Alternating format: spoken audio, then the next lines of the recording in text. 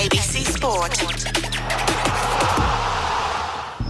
We begin this broadcast by acknowledging the traditional custodians of the land on which this match will be played today and pay our respects to their elders past, present and emerging. We extend that respect to Aboriginal and Torres Strait Islander peoples listening. AFL. This is just getting good at the G. Sometimes you've just got to sit back and enjoy the show. Roll up, it's time for the show. Forget everything that you know. You ain't seen nothing like this. It's impossible to resist. To win the game for Collingwood. Elliott kicks. He kicks. He goes. You ain't seen nothing like this. The lefty for goal. He's got it. From 40, brings it back for Debutant. 51 metres out. Goes bang. Sets the crowd alight. Is it too far out? It's carrying. Oh my! What a finish. Grandstand AFL. Towards the pocket. Oh, beautiful fly and mark to Danaher. From long range. You bet. The master to the apprentice from 50. Goes bang. Catches if you can. That is some sort of finish. This is awesome. Fires. Goes. Brilliant. We're gonna be kidding. He shoots goalward. Jamara's kicked it. What a breakout night for the number one pick. Brings it back superbly. Oh, he's a star. Charging through 50 to finish. He does. Never looks like missing. It's just magnificent. It's on its way. It looks pretty good. It sails through. He points to the crowd to celebrate. He's hit it pretty well. Jack Rebold. Superstar.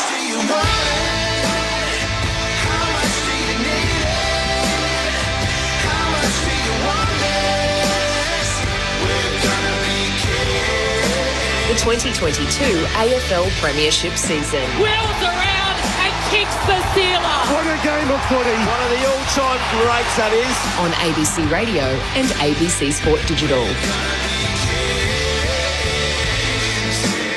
Close to 90,000 are expected at the MCG today for the blockbuster finals decider between Carlton and Collingwood. The Blues season goes on the line today. Win and you're in. Otherwise, you rely on Hawthorn upsetting the Western Bulldogs. The Bulldogs leading by only 3 points at halftime. And the Blues would then hang on to feature in finals for the first time since 2013. For Collingwood, they're also playing for a spot in the top four and a double chance on the line in the final day of the home and away season. And Sydney playing for top two against St Kilda in the final match of the round. There's still so much to play for, and we'll bring it to you on Grandstand AFL on ABC Radio and ABC Sport Digital. Great to have your company. I'm Matt Clinch alongside Corbin Middlemass. There's just that little feel of September in the air. And outside the MCG, it is humming, so we can't wait for what's to come this afternoon. There's no shortage of breaking news. Firstly to the teams. Sam Walsh is a late out for the Blues. You would have heard that in the footy forum with Clint Wheldon, Mark Duffield and Jake Knoll. So he's been replaced by Lockie O'Brien. Jack Nunes is the medical sub for the Blues, and Ollie Henry is the sub for the Pies. And the news that came through around half an hour ago, the Essendon Football Club, their board of directors have today made the decision to part ways with senior coach Ben Rutten, effective immediately. So much to work through. Colby, welcome to you. Thanks, Clinchy. Without any hyperbole, it may be the biggest home and away game of all time. Without any hyperbole, there have only been 14 home and away games in the history of VFL AFL footy that have had a crowd over 90,000. This has been sold out since Monday. You cannot get a general admission ticket. Scalpers are trying to flog them for around $400 to get a single seat to watch the game this afternoon. And out of the 14 home and away games that have had a crowd of over 90,000, 9 of them have been Anzac Day fixtures. Just to put it in some kind of context, 10 of them have happened since 1995. So although a lot of people sort of look back on the old days with sort of rose-coloured glasses, we have never had an occasion quite like this, with Carlton needing to win to make the 8, Collingwood needing to win to make the top 4, and they share 125 years of history between them. It is going to be a special afternoon of the footy, and it already feels like a big-time event. As you make your way here, some 2 hours before the start of the game, there were people flowing through Yarra Park. So it feels like a real privilege to be here at the MCG today. Two of the big Melbourne clubs, their supporter groups admired for their size and their passion, but they had not met in a final since 1988. They played in 6 grand finals. Carlton have been successful on 5 occasions, but We haven't seen the best of Collingwood and Carlton for almost 30 years, which makes this afternoon so exciting. Your experts, as you've heard throughout the season on a Sunday afternoon, Brett Delidio and Mark Murphy. Lids, welcome to you. Oh, thanks, Clinchy, and I've been excited about this one all week.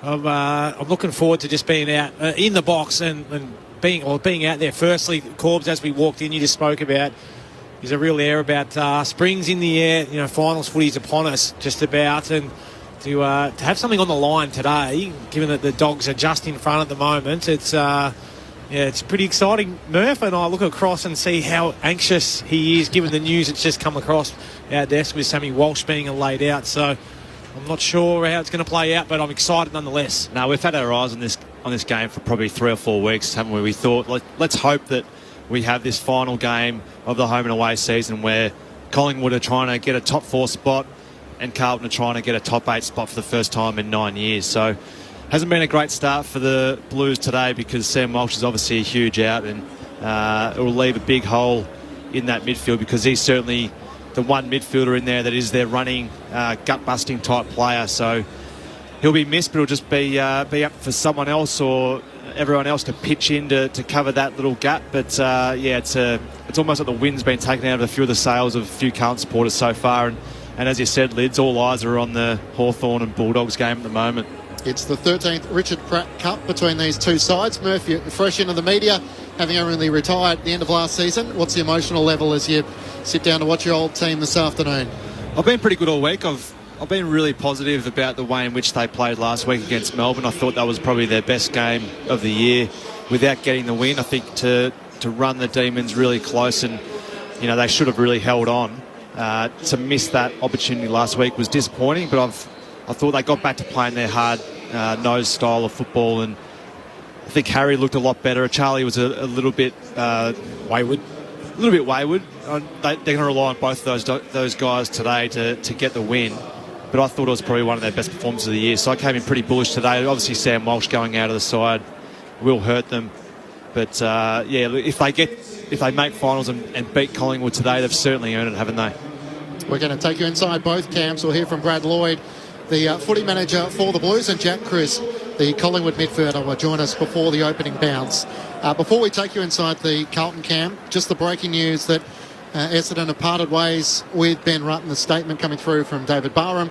The unfortunate reality is at various stages of the season we have simply been uncompetitive, and while we acknowledge that we have an emerging playing list, we were compelled to make the decision. What was your immediate response when you heard the news, Lids? Oh, look, I'm not surprised. It's sort of waking up this morning and seeing that vision of Truck in the rooms in tears. It was almost like the writing was on the wall. So it's not a huge shock, but I'm disappointed with the handling of the whole thing, purely because I know Ben as a person and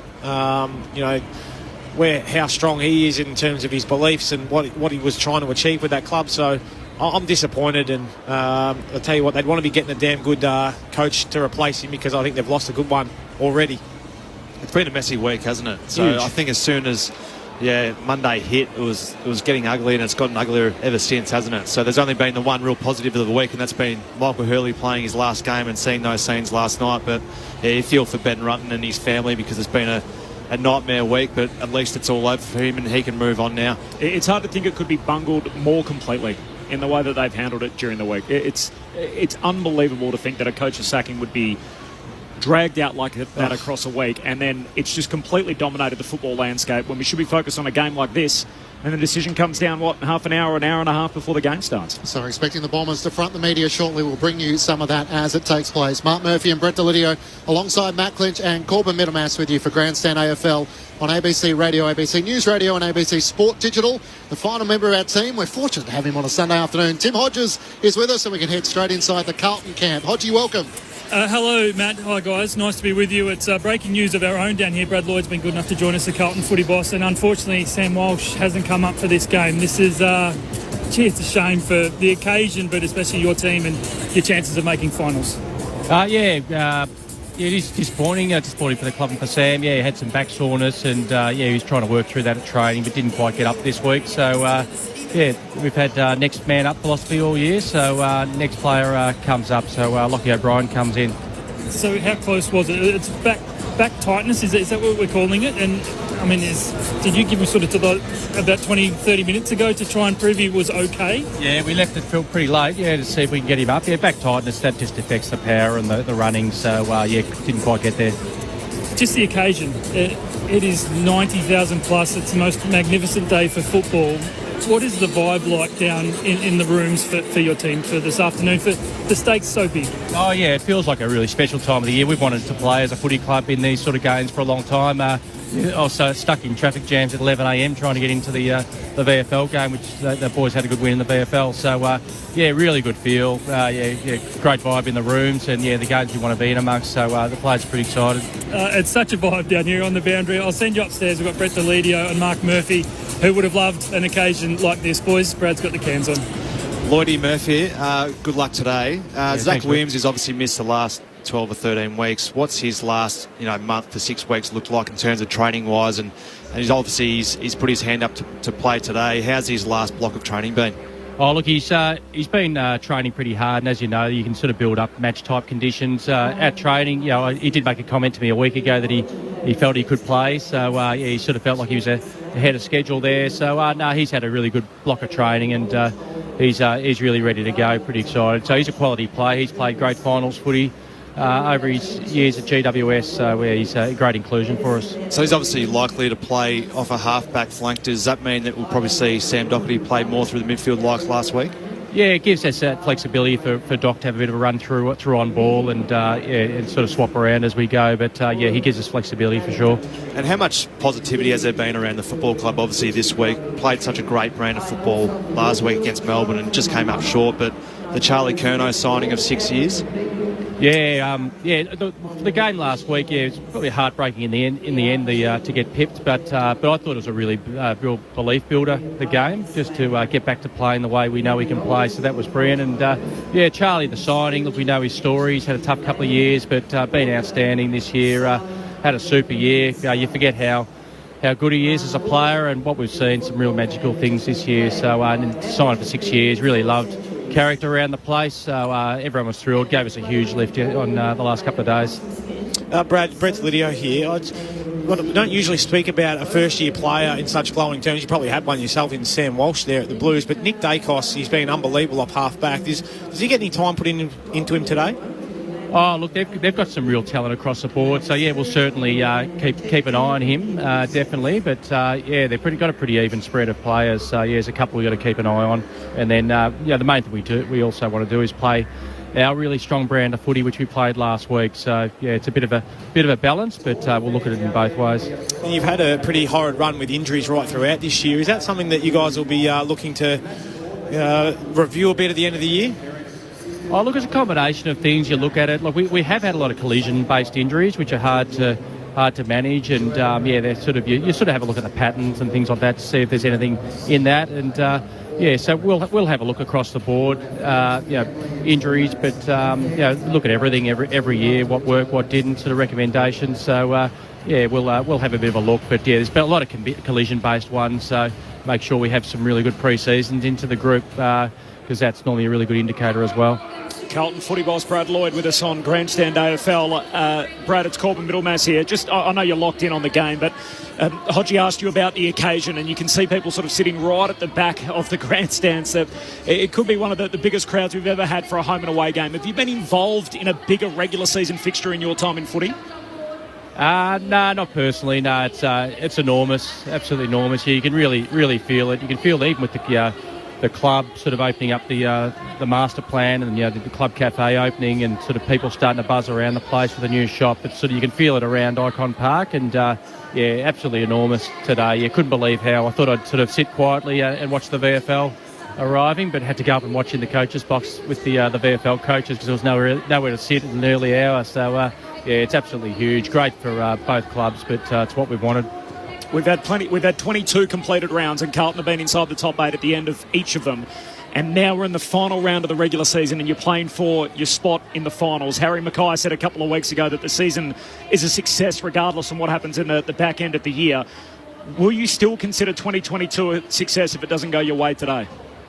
Oh, look, I want to play finals. I've just been desperate to play finals all year, so that's the focus for me. Yeah, look, we'll sort of review those things once the game's done and once the season's finished. But want to certainly be playing finals footy. We've got the opportunity if we can get the job done today. So that's where my mindset is.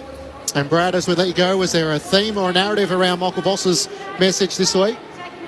Oh, look, it's really just we were pretty buoyed by the despite the loss, by the way we played last week. So it's making sure we bring that again. If we can bring that again, we'll be right in the contest. So yeah, Bossy's a beauty. A combative coach, the way he goes about it. The boys play for him, so hopefully we see that today. Absolutely. Thanks so much for your time. Good luck this afternoon. Yeah, thank you. Brad Lloyd, the Carlton footy boss, joining us on Grandstand AFL on ABC Radio, ABC News Radio and ABC Sport Digital. So the comments have been thrown around during the week. Murph, if they weren't to qualify for finals, it would be a choke, a wasted season, having started the year 8-2, 10-4 by the bye. How would you assess it?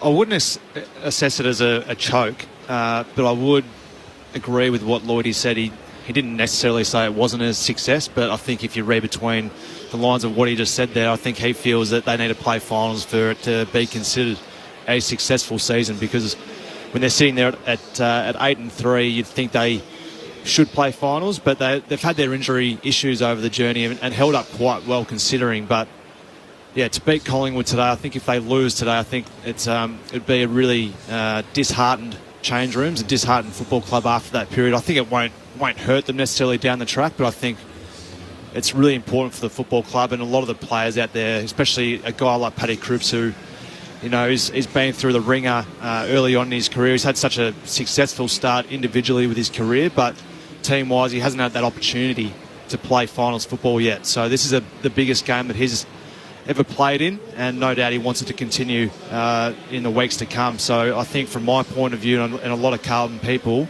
it's crucial that they win today and experience that final series. Does the occasion have something to do with it? I know I've emphasised it a lot on the amount of people that are going to be here and what the day is going to mean. Collingwood do play in these games a lot. They play on Anzac Day, they play in the Queen's Birthday game, whereas Carlton, obviously, their main home ground is at Docklands, and they come here today in front of a massive occasion, and they've got it all to lose. They're playing for their spot in the finals. 19 of the Carlton 23 today haven't played finals, so only 4 of them have experienced finals footy in the past. They are playing for a lot, and why they play footy. Compare that to Collingwood, they've got only 7 guys that haven't played finals in the past.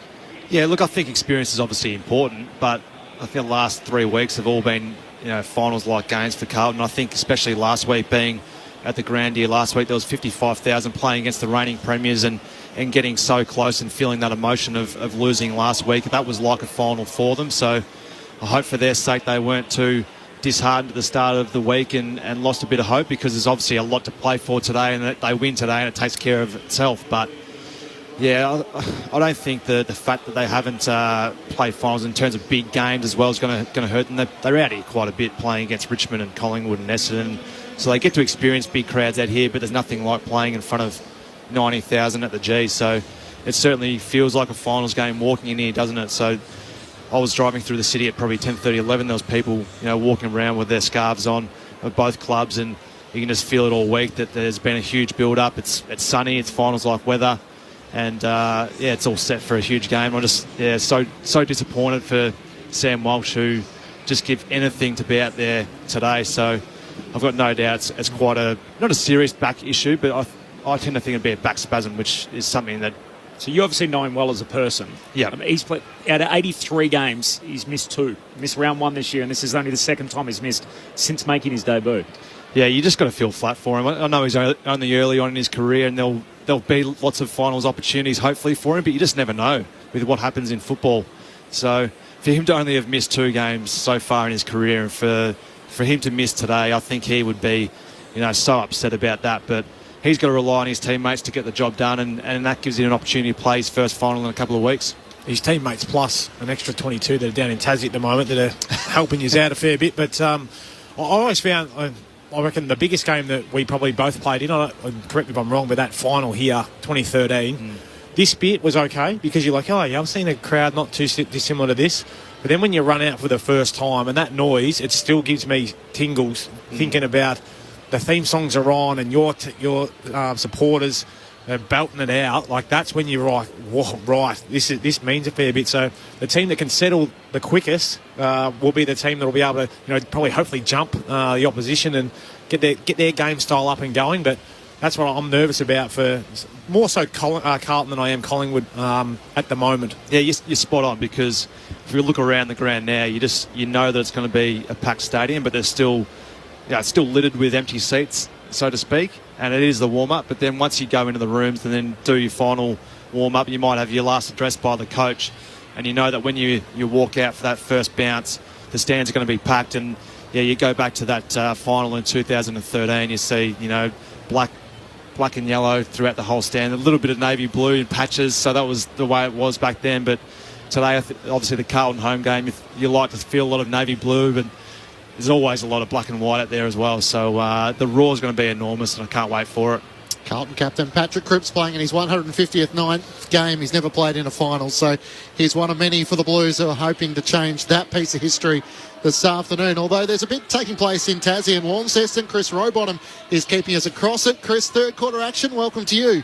Yeah, g'day guys. 12 and a half gone in the third term here, and an intriguing battle unfolding. Hawthorn lead the Western Bulldogs. In fact, scores are now level.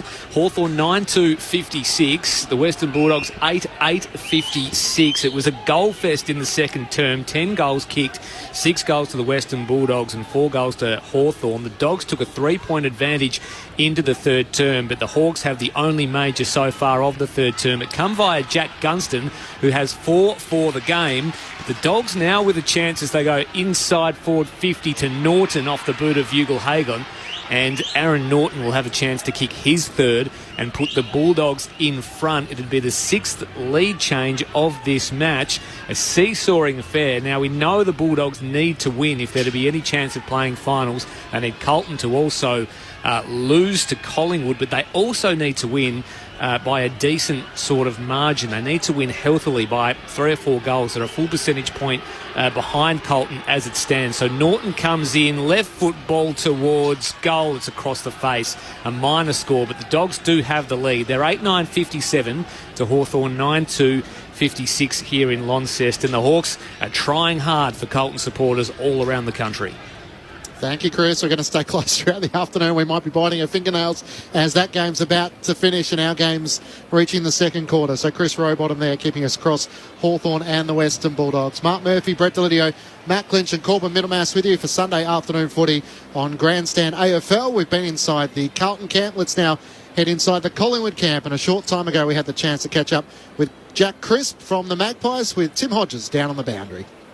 Clinchy, this is so good. Such a magnificent day for football. It's hard not to be excited. It's so good to have Jack Crisp from the Magpies join us before going out into battle today. Jack, can I ask you, what are the excitement levels like? I know you're playing so many big games, but is today a bit different to normal? Yeah, thanks for having me first, guys. But it's obviously very exciting. One, we've got great weather for it, but two, obviously, I think it's been quite a big build-up. Throughout the whole week, and we're embracing it for what it is. I'm sure Carlton are the same, but as we can see, we've got the VFL playing here for a big excitement pre-match, and then I can't wait to get stuck in. It's going to be hot contested footy. Do you talk about the stakes? Like everyone in football is talking about the high stakes today. Do you mention it? Is it up on the whiteboard? Has it been a theme during the week, or is it just try and get the processes right and get the 4 points? Yeah, no, we haven't really focused on the outcome of the game. Like, we have spoken a lot this year about just kind of playing the game for what it is, and we embrace the moments when they come. Like, we've shown we've been able to do that throughout the year, but we don't focus on the outcome. We're just focusing on what it's going to be a big game, yes, and we're going to embrace the fight, embrace the challenge, and just play our brand of football for as long as we can. You're playing so many big games. Anzac Day, you've got 70,000 most weeks here. But was last night a bit different when you put your head on the pillow thinking it is going to be monstrous tomorrow, especially with the stakes, but especially 90,000 potentially coming in today? The weather the way it is, it feels like September. Like it's, I don't know, it feels different. Yeah, no, it definitely does. I think. Question, but even down here in the boundary, it feels awesome. Well, it does a little bit because you obviously talk about it being the end of the home and away season and what's in the next month coming up. But the weather definitely helps. It kind of feels like finals weather. It's a beautiful day for it. But yeah, I think I was going to bed last night a little bit excited and pretty happy and confident with how we've prepared. And just obviously can't wait to get stuck in. I'm just sick of waiting now, to be honest. Are you confident? Oh, I'm confident in our preparation. Yeah, I can't wait to see if we can dish it up for 4 quarters. We'd love to have that consistency all game. Would be really nice. Jack has the cans on, guys. He's just watching the VFL in action as we speak. I'll send you upstairs. Mark Murphy and Brett Delidio. Crispy, it's Lids. Hey, mate, I just want to know from your point of view, obviously you sit down at the start of the year and you think, oh, well, I think we've got a pretty good list, we've had a good pre-season. But have you been surprised with how well you guys have actually gone this year, or is it just week by week rolling in and doing what you can do, or was it actually been a nice surprise? No, well, personally, I've said to a lot of people, we had a bit of a belief anyway that we already had a reasonable good list. We just needed to find a way to kind of work together and get that connection and chemistry going. And Flyer has been able to do that. I think we have trained a lot of scenarios and different situations really well throughout the year. So when we were put in those situations in our the last 3 months, we were able to perform. So that definitely helps with what the coaching staff put together and how we executed throughout the week and then game day. And your own form this year, mate, how have you seen that? And you've obviously played nearly 400 games in a row, but I just want to get your thoughts. Obviously going from half-back flank, spending a lot more time through the midfield. How have you seen your own form? Yeah, I've been quite happy the way I've been going, to be honest. We play a totally different brand of football to what we usually play, and especially a lot more forward footy focused. So it definitely helps probably my style a little bit with the surge run forward and taking the game on, break the lines to see what we can do. But yeah, I've really enjoyed my time through the middle this year. Crispy, Murph here. I was interested to know about the week leading in. Has it been sort of process-driven, or has it been touching on the rivalry of Carlton v Collingwood? What's Fly been like this week? Yeah, he's been really good. Like, we spoke about it briefly after the Sydney game. Obviously it's going to be a big build-up by everyone outside of our four walls about what the game is going to be and the clash it's going to be, etc. But we haven't really touched on it too much, and probably until yesterday. I just showed a little video about the rivalry and how good it is, because we do have to obviously acknowledge it because it has been going for such a long time and it is such a big game. So we did focus on it a little bit yesterday, but throughout the week it's just been all about us getting our process right and getting our preparation right. And have you lent much on Brenton Bolton this week? He's obviously knows quite a few of these players intimately, so have you lent on him for any inside advice on guys like Paddy Cripps and a Sam Walsh? He's actually been walking around with an extra kick in his step this week. He's been very excited and nervous at the same time, I reckon. So yeah, he's been great help for everybody. Has he been just a great teacher coming across? He's obviously known quite well and certainly an educator. Have you really enjoyed his style? Yeah, no, it's been good. Like, we've got Leper as well, and then Fly, who's also got a teaching pass. So the way they've been able to break things down this year and kind of simplify the way we want to play throughout the whole year in pre-season, it has just made it easy to understand for the older fellas and the younger guys, so we can all kind of gel together and help each other through it. So yeah, the way I've got, I can't talk highly enough about how they've done that this year. Has Leper's gags got any better, mate? Surely they're better than Bolters, I reckon. Nah, yeah, Bolters are pretty ordinary, but Leper's quite funny. But he just like no emotion on his face when he talks, and then he just does his little afterwards, which makes it quite funny. He laughs at his own gag. Yeah, everyone laughs at him, I think, not with him. Nothing's changed then. That's great. Yeah. Jack Crisp is with us from the Magpies ahead of Collingwood and Carlton. Jack, it's Matt Clinch here. I mean, the momentum of the match, it feels like it's going to be a midfield battle for Carlton with their clearance and contest position work, and obviously Collingwood with their transition and their speed of ball. How do you see it unfolding in the middle of the ground where you play such a prominent role? Yeah, it's obviously going to be quite tough, contested. Like, we know Carlton are a really good stoppage team, and we've been quite poor in it recently, especially the centre bounce area, because it is like so important these days. So we're just going to have to roll our sleeves up and have a crack, hopefully win that contested battle, and then go from there. As long as we're putting pressure on, forcing wide, ugly exits, we'll be happy to bounce off that. And obviously, as last year's Copeland medalist, you'd have a bit of sway in the middle, but when Jordan De Goey wants to come in, does he get the right of way? Yeah, we'll let him come in. We know how important he is. He's just been such a pivotal player for us for the last couple of years when he comes in, because he's so strong, and he just finds a way to bullock his way through and win the ball for us and get it going forward. And Carlton's strength is obviously their forward line with Mackay and Kerno. How do you try and support Darcy Moore, obviously Jeremy Howe, Nathan Murphy in getting back and providing that catalyst that you don't see too many one-on-ones? Yeah, well, I think first and foremost we'll try and sub them up the ground, but if they do happen to get through, we'll try and get some numbers back to support, take away their leading lanes. We know they like to hit up a bit and then get the ball moving in their front half, so we'll try and slow them down as much as we can. And you played, as Hodgie mentioned, in a lot of finals in big games. Where does this sort of stack up for you? Does this feel as big as it gets for a home and away game? Yeah, 100%. It's obviously got to be out there with all the Anzac days and the Queen birthdays that we've played in. The crowd is going to be probably unreal, and I probably won't be able to hear my teammate 5 metres away from me at stages, I'm sure, but it's all part of it, and it's going to be very exciting. It's probably going to drive a lot of blokes out there today to get that adrenaline going, keep them running hard. Good on you, Jack. Thanks so much for your time. Best of luck Thanks, this guys. afternoon. Jack Crisp joining us from the Magpies. Great to have access to the players before the game. Our thanks to Nadine Rabar from Collingwood. It's a great luxury we get where we can chat to the guys who are about to participate in one of the biggest games of the home and away season. Just repeating the late news, if you've just flicked on the radio, Sam Walsh is out for the Blues and Lockie O'Brien comes in. So back soreness, unable to pass a fitness test. And the medical subs for this afternoon, Jack Nunes and Ollie Henry for the Magpies. Matt Clinch and Corbin Middlemass to call all the action. Tim Hodges down on the boundary. Mark Murphy and Brett Delidio are your experts. We're also keeping you across the events in Tassie, Hawthorn and the Western Bulldogs. Let's check in again with Chris Rowbottom.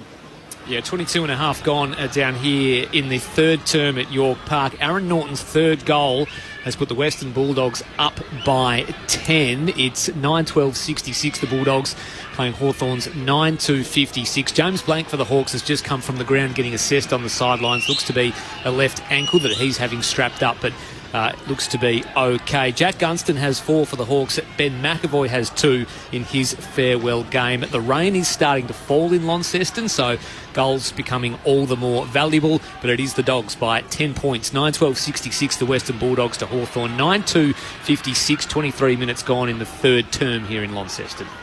Thanks, Chris. We're going to stay close throughout the afternoon. Don't forget St Kilda and Sydney from Docklands to close out the final round of the home and away season. The Swans with a chance to move to second on the AFL ladder if they can win by 5 or 6 goals against the Saints there. So we'll take you there at the completion of this game.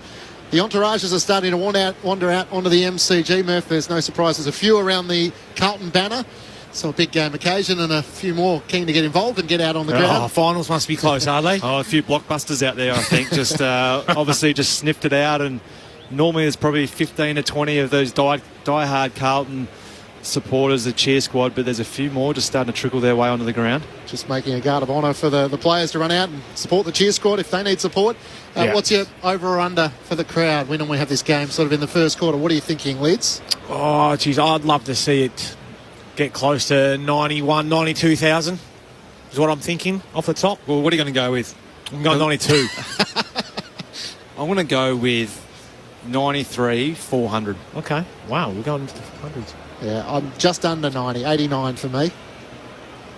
90 plus. So I'm going... Well, that's boring. That's vague. What are our previous guesses? 93, 94. 92. Okay. Yep, 92. Biggest Carlton Collingwood home and away season crowd ever is 88,000. So I think that's in real danger today. We've got Gene Simmons out there introducing himself to the crowd. Wow. From Kiss. That's exactly what we needed. Yeah, that'll give us a lift. Let me hear ya! Well, Gene, the planets have aligned. Here we are at a packed MCG, right next to what was a packed Rod Laver Arena with Kiss fans. Talk to me. How you feeling? We are so excited to be in your beautiful country. We're such big fans.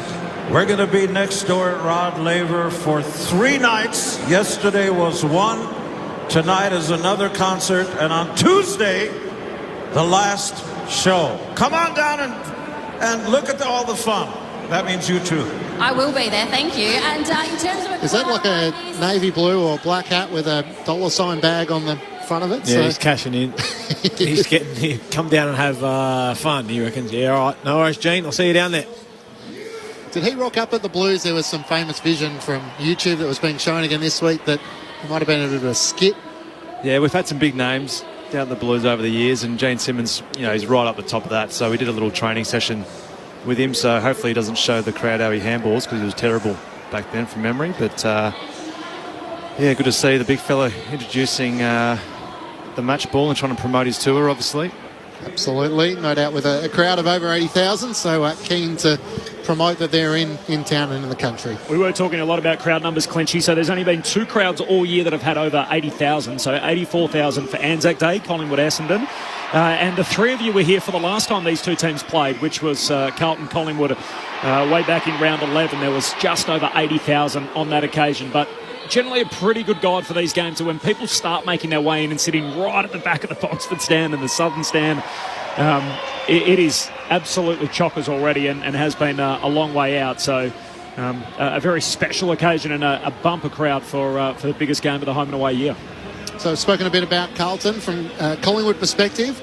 Having obviously changed their coach at the start of the season with Craig McRae, the Cinderella run of 11 wins on the trot came to a close last week against the Sydney Swans, who held them to their lowest score for the season, just 50 points. There was no Jordan De Goey, and Jack Ginnivan picked up an injury throughout the match. How do you see Collingwood on the eve of the finals with a top 4 spot on the line this afternoon? Oh, well, look, if it gets close, I know who I'm tipping, given their run throughout this year. But what I've enjoyed is their ability to take the game on. When things get tight, they don't go into their shell, they don't try and save it, they actually go the other way, and they try and go quicker, more aggressive through the middle, and it almost catches teams on the hop, because they're thinking, maybe they'll play a bit safer, this will play into our hands, but they actually challenge you and they say, well, if we're going to go down, we're going down swinging. And I think that's almost Fly and Lepper's philosophy, is to say, well, you know what, we're just going to have a red-hot crack at this, and this year, regardless of how far they go, how deep they go, it's such a great learning curve for them, and the experience that they will have had,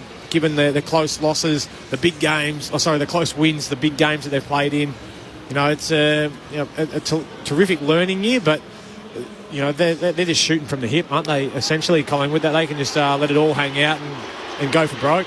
Yeah, they are. They're a side that I've actually really enjoyed watching this year. So, yeah, they, as you said, Lids, they're so positive, they're so aggressive through the corridor, and that's one area of the game that I think that they'll really challenge Carlton's today is if they're allowed to off half-back flank be able to just run and dash and kick and go through the corridor. Carlton's forward line have to really be on with their pressure today, because that's where a lot of their chains start from, isn't it? So, yep. Nick Dacos is obviously the one that we've all looked at this year in amazement, obviously being a first-year player, but they're a really solid backline down there, and they all just get the job done. They know each other's game inside out at the moment, and that's really important for the playing down back, and to be able to do that underneath a new coach is, they've been, breathtaking to watch this year, to be honest, because they're finishing 17th last year, and to do what they've done, they've been so aggressive and so exciting. They've certainly made their fans really proud, and the top 4 spot beckons. The Magpies have had 5 weeks in the top 4, the last 3 before round 22. And you've got to go back to 2019 when they last finished inside the top 4. They lost in the prelim final to the Giants. So you would have heard in the background, Collingwood have made their way out onto the MCG. Jordan De Goey is back. He's out there, and, Jack Ginnivan is right to go. So he takes his spot in the selected side. Bianco, Carmichael and Brown are out, with Ollie Henry, the medical sub, for the Pies this afternoon, and Jack Nunes for the Blues, with Sam Walsh late out and Lockie O'Brien coming in. So the Blues are only a few moments away. We might just take this opportunity. Essendon have been holding a press conference as we speak. David Barham has fronted the media. Let's bring you a little bit of what he's had to say, starting by answering the question, have you spoken to James Hird? Well, no, I haven't. Do you expect to sound him out as a potential coach? I won't be sounding anyone out, because there's a process.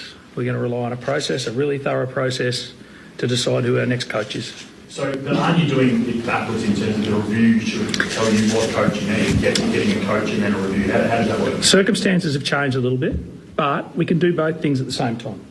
We can effectively manage both processes at the same time. So we need to get on with the coach, because where we are. We also need to do a thorough review of the football club. So we can do both those things successfully at the same time. Do you know at least whether you're after an up-and-coming coach or experienced coach? Have you narrowed that down at all? We think we're after a more experienced coach. We think a more experienced coach might be able to get more out of this list, and we want to give our list the best chance. Where do you see the list at? It's a good question. And it's something we often talk about, but We think we've got ability, we think we've got promise, but again, that's something part of the review might turn up. But we do think we've got a good young list.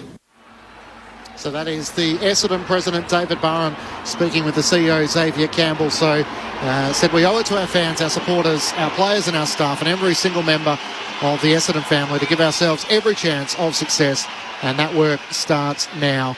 So if you've just flicked on the radio, the Bombers Football Club Board of Directors met today and made the decision to part ways with senior coach Ben Rutten, effective immediately. Seems a little bit funny, Lids and Murph, that they're talking about a process, given the process hasn't really been evident over the last week. Well, that's it. There was no process, and then all of a sudden there was, and it's such interesting timing, isn't it? Given that you're basically putting your list together and getting everything sorted for next year. I know there's some time still, and this season's still yet to play out, but God, I would have thought you'd be wanting, as a big club, to be a little bit more solid this time of year, Clinchy.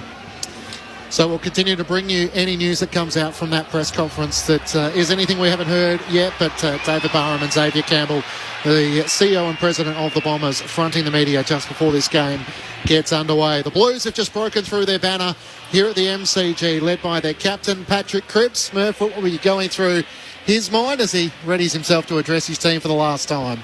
I assume he'd be pretty focused on just getting himself right, just still 10 minutes to go before the bounce down. For the young guys, I think it's important to look around and just soak it all in, because a lot of them probably wouldn't have played in front of this type of crowd ever, and it certainly does feel like a finals game. So really take a good look, soak it in, and just believe that you've done all the work, believe in each other. But Paddy Cripps, I'm just really excited to see how he goes today, because I know he's been looking forward to this all year, and I know if you were to say as a Carlton fan, let's play Collingwood round 23 at 3:20, and if we win that, we play finals, I think everyone would probably take that. Well, there's got to be an element of fear, though, that, I hope we don't stuff it up. You know, if it's in their hands, surely that thought goes through your mind at some stage. I hope not, because if your fear of failure gets over the top of you, you're in a bad way. So I think a lot of the guys would have thought about this moment and visualised this all week, because a lot of focus goes into getting your body right, but more so you need to get your mental state really right. And I think a lot of guys would just be looking forward to the opportunity and really excited about showing their wares on the big stage and performing at the highest level. This is why you put in all that hard work, which you do over pre-season, and all those pre-season Ks that most guys, I'm not sure they like it, but they work so hard to get themselves in such a great position to be able to put their skills to the test on the big stage, and that's what today is. Well, I was always a big believer in preparation and the 5 P's of success, Murph. Preparation prevents piss poor performance, and if you put the work in, you can rest assured you go out there and you can be comfortable knowing that you've done the work. Whether the guys that go out there and hope that they're going to play well, hope that they've done the work, they're the ones that you usually find are a 3 to 5 out of 10, whereas you want to get everyone up around the 6 to 10 or 7 to 10, Don't have to have everyone a superstar and playing their 10 out of 10s, but can you get enough guys contributing and just doing what's expected of them, consistently executing the fundamentals? And that's where, that would most likely be the message from these coaches, to say, boys, yes, there's a big noise, big crowd, but there's going to be heat on the footy, but let's execute what we know what we've got to do. And that's where, teams that have been here before do that a hell of a lot better than teams that haven't. That's right, and I think they can take a lot of positives out of the way in which they played last week. I thought Will Setterfield was terrific on Clayton Oliver through the midfield last week. Jack Martin looked like he had that little spring in his step. I think he's a real cherry on top player for Carlton. Harry Mackay looked like he really meant business last week, had a few chase down tackles and played with a real aggressive manner, which is really what you want to see. Charlie Curnow was probably a little bit down, but he's been terrific all year and been so important. So the ones that I'm sort of a little bit worried about is Zachy Williams, who's missed 13 weeks of football. I know he would have put in a lot of time and a lot of effort over the last sort of 4 to 6 weeks to, get himself in a manner ready to play AFL football. He's an experienced player. He's been here on the big stage prior, so I know you've played a lot of football with him as well, Lids, and you said you're not too worried about him coming in off a really limited preparation. But what you do know is these AFL players, when they come back in, they've done a lot of work and training, but you can't replicate that to playing games of football. So he'll slot in nicely off a half-back flank where you can get that rest and recuperate. So I'd assume we'll see more of Sam Doherty through the midfield, and that's where he's warming up at the moment. Warming up alongside Adam Chera, Patrick Cripps and Mark Pitnet, who got the nod over Tom De Koning.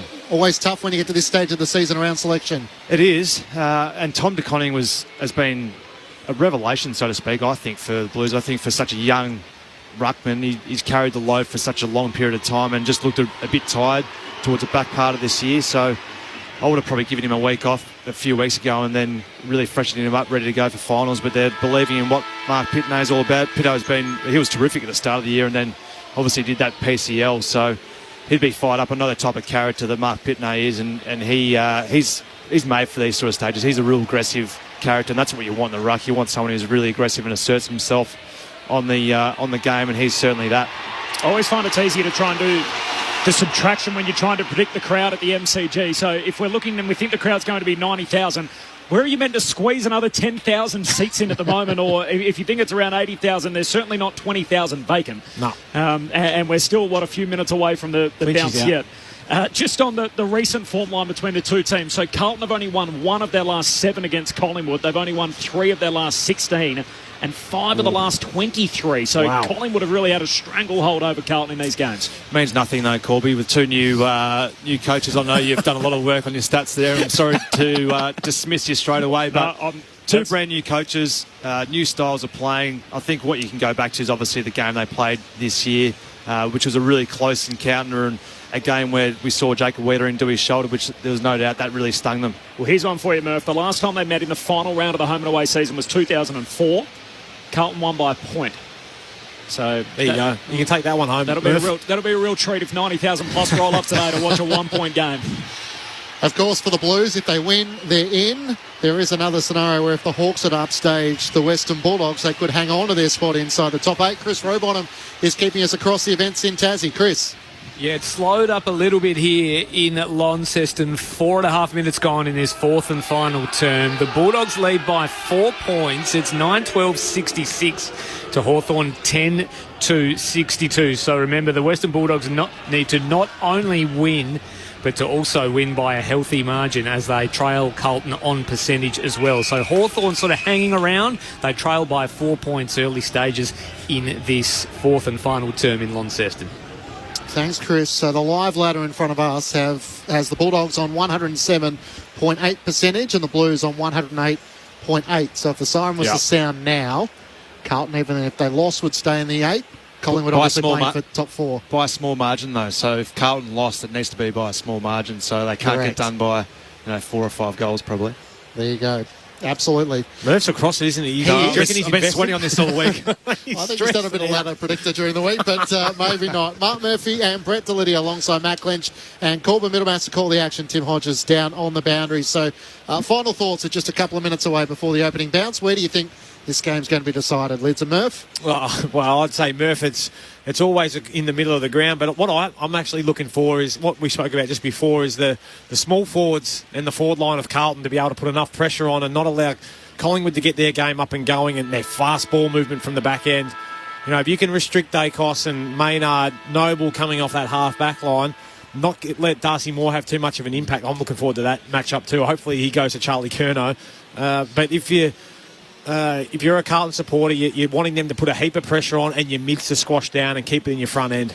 Yeah, I'm looking at the clearances because I think when Carlton have been really pressured hard, because they tend to flick the ball around a lot by hand, that when the pressure comes, they can turn it over. So I think it's really important at the start of this game that when Carlton do get their hands on the ball, that they get yardage and get the ball forward early, because Collingwood are certainly at their best, and when their pressure and their tackling around the contest is always there. That's been a constant this year. So if Carlton tend to handball the ball too much early, I think that plays into Collingwood's hands.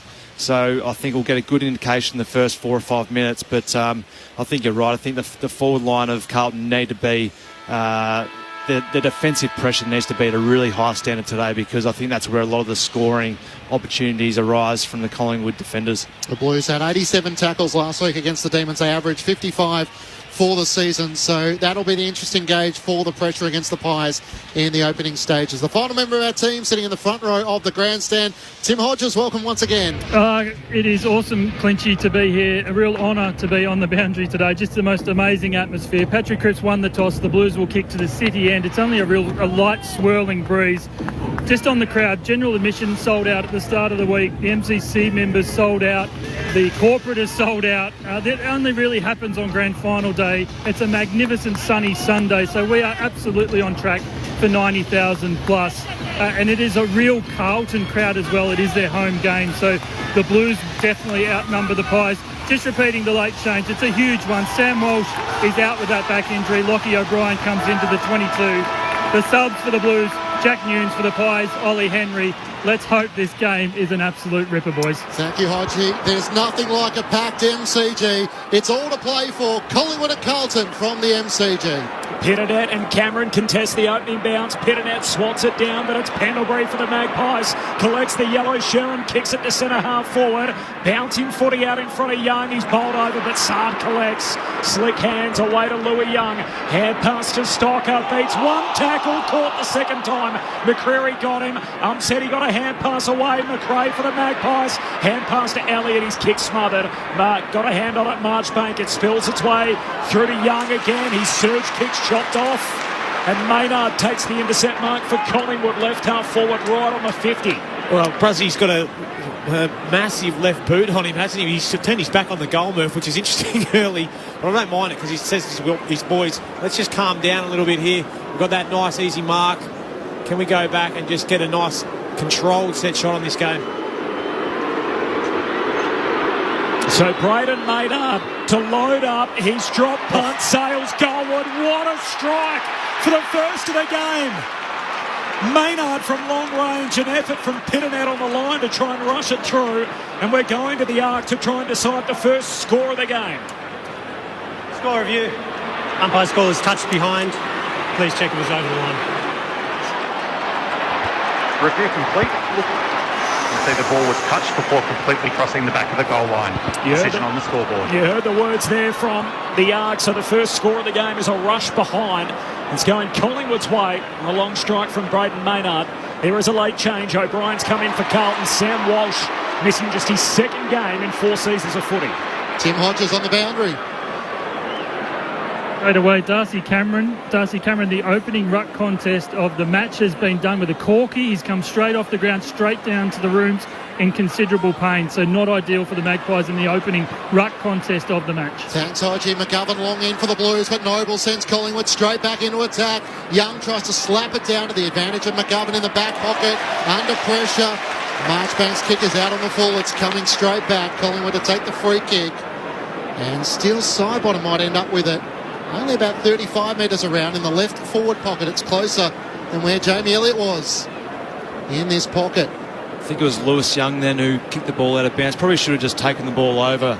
He nearly did, didn't he? He tried to, but he kicked the ball just inside of play and kicked the ball out of bounds in the full, and still Sidebottom has a shot from the junction at about 35 out. 10 goals for the season for Steele Sidebottom. He steps out, snaps on his right, curling it back. Superb finish. No denying Collingwood this time. The opening goal of the match comes through 3 minutes. They're 1-1-7. The Carlton yet to score. Well, he's one of the guys. They've got a few of them, though, don't they, the Pies, in terms of their skill and tricks that they've got from the boundary. But still, Sidebottom as good as any. But it was Lewis Young who probably it was Marchbank. Oh, Marchie, yeah. So he should have just taken the ball out. He tried to kick the ball over the boundary line and then be called for a throw-in, but managed to get the ball on boot just inside the field of play. And couldn't you're right, keep it in. the one man that you don't want to have a set shot from the boundary there, Steele Sidebottom, and he sprinted straight across and picked it up. Tim Hodges on the boundary.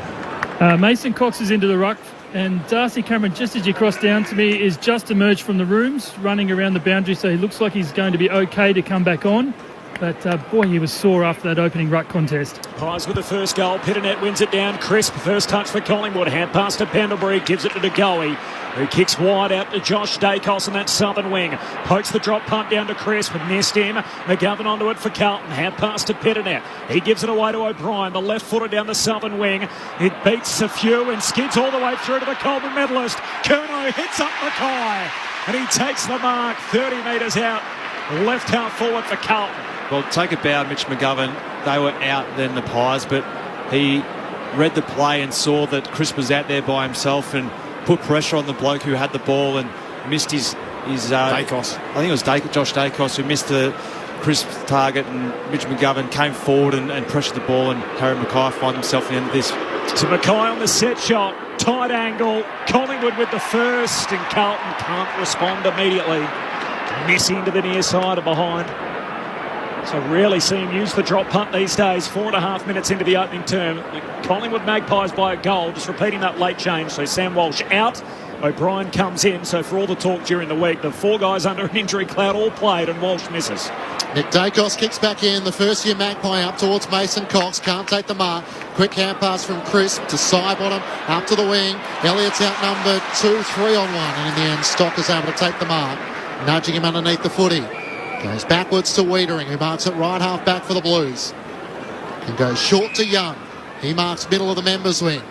Collingwood 1-1-7 to Carlton 1 behind. Kicks towards Pitnet. Spoiled away by Cox. Front position, Pendlebury's locked up. And the umpire will ball it up. Hawthorn and Western Bulldogs in Tassie. Chris Rowbottom. 13.5 gone, fourth and final term. The Dogs hold a 9-point advantage. 10-12-72 plays 10-3-63. Aaron Norton has 3 goals for the Dogs. Jack Gunston has 4 as they look to go inside 50 here via the boot of Caleb Daniel. Carlton with it on the wing through Sard. He kicks to half forward. The 230s at it. Moore and Curnow. And Moore takes the mark and moves it on immediately. Nick Dacos by hand to McCreary. Links up with Pendlebury. Hand pass to Howe. Feeds it forward to Noble. And he'll continue to shift across the ground out to the southern wing for Josh Dacos. Collects on the hop. Looks inside 50 and Myercheck takes the chest mark. 49 metres out, right half forward for the Magpies. That was the area of the game that we were discussing prior to the game was numbers. Collingwood's half-back line, then run and dash off winning the intercept ball. It was Moore who took the intercept possession, but then straight off that, a couple of handballs and just opened up the Carlton defence straight away, and Myercheck finds himself having a set shot from 50 out. He's one of 7 in Collingwood's 23 today that hasn't played in a final series as yet. In game number 99, Brodie Myercheck, his drop punt misses. Out to the right and behind. Collingwood 1-2, Carlton 1 behind. Blues home game, so they're all in navy blue with the white monogram, and Collingwood predominantly in white with the black stripes. Using the yellow Sharon, Collingwood by 7. Oh, Mitch McGovern went for the kick in, looking for Crisp. He's turned it over. He's turned it over. Noble to Nick Dacos on the run. He misses to the left-hand side. So a couple of opportunities for Collingwood. They haven't been able to capitalise on the Pies by 8 points. 7 minutes gone opening term. Carlton already having a few issues with their kick-ins, aren't they? They're just not able to... They can't get it past enough back. No. Collingwood reading the play really well and intercepting. Adam Saab with the footy in hand. Stand by for the Ange Christou Valparovic throwback. There it is, the woof as his left-footed drop punt goes all the way down the southern wing. Marchbank in the box seat, no mark. Kepper comes tackler on De Goey, who's caught on the bottom of the pack, and the ump says, I'll have it. Ball up on that southern wing. Chris Rowbottom in Launceston. Chris. Yeah, 15.5 gone, fourth and final term. Bulldogs now hold a 15-point advantage. 11-12-78 the Dogs. Hawthorn 10-3-63, just took 3 goals so far this quarter. Thanks, Chris. Cox one down the tap to De Goey. He's locked up, nowhere to go. Setterfield seems to have that job. Pitnet one down the tap to Pendlebury. A whistle. Not officiating, the umpire saying a hold, and it's going to be a Carlton free kick. Looks like Will Setterfield might have the job on De Goey when he's playing up around the ball. Setterfield has the free at left half back. Collingwood by 8 points. He looks around the southern wing. Long kick towards Charlie Curnow and Pitnet.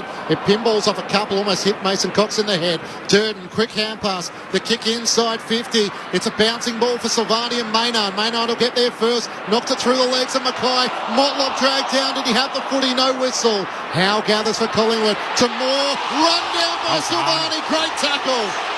No, tripped. Just the tackle might have lingered and dropped down at the last moment. And Darcy Moore wasted no time, went short to Lipinski, 30 metres out from his defensive goal. Geez, that's stiff. Great chase from Silvani, not to be for Carlton. Lipinski long to a contest on the southern wing. Spills down to Nick Dacos, sweeping hand pass to Pendlebury. Collingwood on the counter-attack, gives it to De Goey. Inside the Myercheck. He marks in front of Wiedering at centre half forward. And Myercheck will have his second look in a matter of minutes. Just inside 50, true centre half forward. It was almost carbon copy, Murph, wasn't it? We've spoken about it, and we probably will for the rest of the game. The ability of Collingwood just to play with such dare, don't they? I love the way they just love to link up and they run in waves. Well, they're proactive, their wingers and their half-forward line just go, well, I can't win the ball here, I'll get in a dangerous position, and they do so on D50 exits. Missed his first set shot. Brodie Myercheck has a second look. His drop punt is again right. So Collingwood with 3 consecutive behinds. They move to 1-4. Carlton 1 behind. It's the Pies by 9 points after 10 minutes in the opening term. Well, Will Setterfield had the job on Clayton Oliver last week and did a really good job, so he's got the job today on Jordan De Goey, so a huge match-up there for Carlton. Zach Williams back in the lineup, first game since round 9. He kicks towards half-back. Darcy Moore timed his leap superbly. He takes the mark against Paddy Cripps. He plays on, veers out to the right, long inside 50. Myercheck and Johnson in the back. No mark claim. Marchbank to Chera, retreats back by Handy Young. He chips it to Sard, just got it in the left back pocket. As Jamie Elliott loomed late.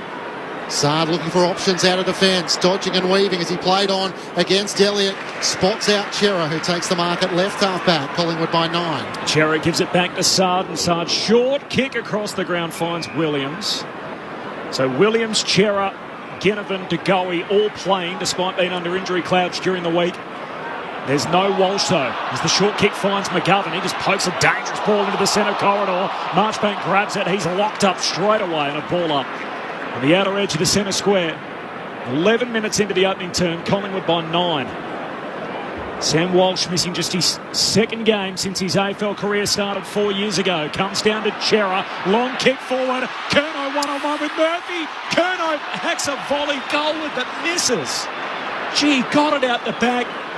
Just threw the boot at it. Had more time than he thought from 15 out. His half volley sprays across the open goal face and a behind. Carlton have 2 of them. Collingwood 1-4. Magpies by 8 after 11 minutes. 8 inside 50s to 4. Collingwood's way. Howe with the long kick in, looking for Ginnivan. Cottrell's able to get there to get a fist onto it and spoil it out of play. Just had more time, didn't he, Charlie? He did all the hard work and worked his opponent underneath the ball, and then the ball just was about to sit up, and rather than just collect it and run it in. Big crowd will do that, Murph, I reckon. I'll be right for the experience. Murphy and Brett Delidio with you. Thrown back in. Cox in front of Pitnet, knocked it down. Chera for the Blues. Setterfield's kick was smothered. It spins out. Gathered by Sard to Doherty. Hand pass to a voice that missed Pitnet. He's slow. Side bottom slides in. He taps it boundary side and goes out for a boundary throw in front of the Collingwood bench. Hawthorn and the Bulldogs. Chris Rowbottom. Yeah, 20 minutes gone, 4th and final term here. Dogs holding on, still 15 points the margin. Hawthorn pressing though. They have it inside 50, Gunston around the corner, no mark taken. So 15 points to the good, the Dogs deep into the 4th and final term. Collingwood by 8 here from the boundary throw in. Lipinski hand pass to Ginnivan, bouncing a kick down to half forward. Setterfield first back for the Blues. James taken high, just handed it to Williams. Oh, there's a free kick going Collingwood's way. So the high tackle was against Setterfield, as you said, leads for a high fend-off. Lipinski's going to get it 60 metres out for Collingwood. He kicks a high ball into the forward pocket. Getting back is Marchbank and takes the intercept mark. Back pocket for Carlton. They've missed him, haven't they? His ability to do that, jump across, take the intercept mark. Such a good player. Playing just his 52nd game. He's had such a challenge with his body. Kicks towards Charlie Curnow in the pack. Can't take the mark with Silvani front and centre. Spills to Nick Dacos. Little kick inboard. McRae works it back to Dacos. Nick kicks inside 50 on the head of Elliott. It's spoiled down by Young and it spills out of play. Tim Hodges on the boundary. Darcy Cameron back on the ground for the Magpies. You see he's struggling to get to this boundary throw-in. Just one for Lids and Murph. Like, how hard is that when you're dealing? You could see him. He was standing up and down on the bench just to try and get that leg working to cop a corky so early in a match. He wins a hit out here. We'll get to the boys in just a moment on that as it comes down to Williams. Hand pass away to Setterfield. Gives it to Silvani. Back to Setterfield. Kicks down the wing. Quaynor drops a mark. He should have taken. Handball to side bottom. He's happy to see it out of play. And a throw in between wing and half forward for the Pies. Well, the key is to stay moving, I think, Murph, isn't it? It is, but the one spot you probably don't want to get corkies in that calf, isn't it? Because as more as the game wears on, it's going to keep on causing an issue for him. Collingwood by 8 points, 1-4-10 to the Blues, 2 behind, thrown back in. Cameron knocks it down for Collingwood, but Chera's there for the Blues. Kicks around the boundary member's side, and Martin takes the mark in front of Quaynor. Has it between wing and half forward. He's got Mackay deep, Kerner as well. He looks to work around, Quaynor on the mark. Kicks inside the 50. Kerner could have been held in the pack. Mackay flew. Can't take the mark. More tackle. Dropped the footy. Spills to Fisher. He's locked up. Ball comes clear. And the tackle's going to be rewarded for Collingwood. And Jeremy Howe is going to get it for his tackle on Zach Fisher. Side bottom kicked the game's only goal in the 3rd minute. We've had 5 behind since. 3 to Collingwood, 2 to Carlton. The quarter's now 15 minutes old. It's the Pies who lead it by 8. As the short kick finds Darcy Moore. He goes back to Noble in the defensive 50. Pokes a pass out to southern wing again to Josh Dacos, who is all alone. Long kick down to Johnson. Marchbank getting across to cover. Knocks it towards the boundary line. It stayed in. Marchbank grabs it and Johnson pushes him out of play. A boundary throw in 70 metres out from the Collingwood goal. 1-4 to 2 behinds. 15 minutes into the opening term. It's Collingwood by 8.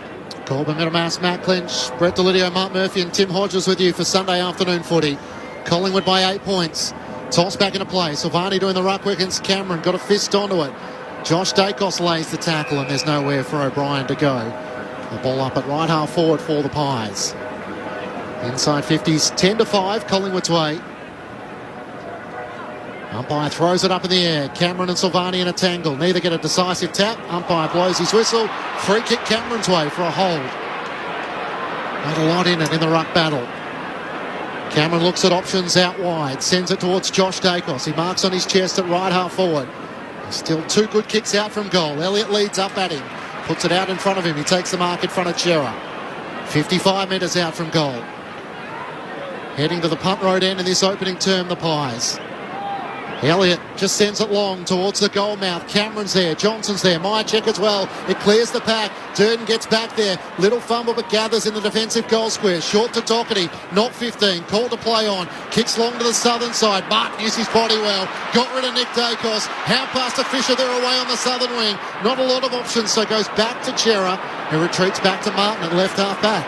All in the back half for Carlton, so Martin trying to bide some time. He chips short to O'Brien. Marks on the southern wing. Tim Hodges on the boundary. Just looking at Brodie Myercheck, he copped one right in the back of the head, similar to Jake Stringer last night, and he's got the jelly legs going, guys. So I think the doc is saying, the doc is saying get off now. So he was trying to say he's okay to stay on, but he is coming off. He copped a nasty one to the back of the head, so this will be a real watch to see if they do the concussion test. Thanks, Hodgie. The O'Brien kick ends up in a stoppage for Carlton. The ball up 60 metres out, close to the boundary line, left half forward. Silvani around his bootlaces, hand pass out to Setterfield, bounces a kick inside 50. Unkind bounce for Nick Dacos. Curnow up to meet it. Dacos got there first. Hand pass to Murphy. Surge kick out of defence, but straight to Setterfield. And Setterfield marks 45 metres out, left half forward for Carlton. It's better pressure there by the Carlton forwards, causing that hack ball. Sort of an area of the game so far where Collingwood have been pretty reassured in terms of moving the ball out of that D50, but not on that occasion. Well, that's what Motlop's in the team for, isn't it? His ability to put pressure on and even perceive pressure. Just rushed Murphy's kick, didn't get enough purchase on it. Setterfield, right place, right time. Myercheck injury, a big one, so down into the rooms for Collingwood. At the other end of the ground, Setterfield kicking from right on 50. He misses. Out to the left, to behind. Carlton have 3 behinds. Collingwood 1-4-10. Collingwood by 7 points, 18 minutes into the opening term. Nick Dacos looks to bring Collingwood back into play. Plays onto the right back pocket. Kick looking for Darcy Moore, almost intercepted by Motlop. Moore gathers. Hand pass to Josh Dacos at right half back. Looks long around the southern wing towards Hoskin Elliott. In from the side, Young got a fist to it. And will spoil it out of play for a boundary throw in. Under the Shane Warne stand. Collingwood 1-4-10 to Carlton 3 behinds. Well, they look similar, Lewis Young and Caleb Marchbank, but they're saving Carlton at the moment. They've been really good with their intercept spoils and their one-on-one contests so far. Yep, absolutely. Toss back into play. Darcy Cameron with a arm around the shoulder of Jack Silvani, and this time he gets the free kick in the ruck battle. So 1 apiece, 1 back for Jack in the undersized ruckman column as he looks to kick it boundary side, and the mark is taken by Sam Doherty. Can return it to Sard. At left half-back, he takes the mark. Short kick to Young. Played finals last year with the Bulldogs, his first year at Princes Park. He gives it back to Sard. His kick's got too much on it. Hits side bottom to the Pies, who marks alongside the centre circles. They all rush forward. Side bottom just says pump the brakes. Goes across the ground to Noble. Collingwood by 7 points. The last 6 scores in the game, all behinds, 3 for each team. It's Noble very short to Pendlebury. There's one less big up front with Myercheck going through the concussion test. Sidebottom gives it back to Noble. He drives it deep to the top of the goal square, and getting back and marking is Young.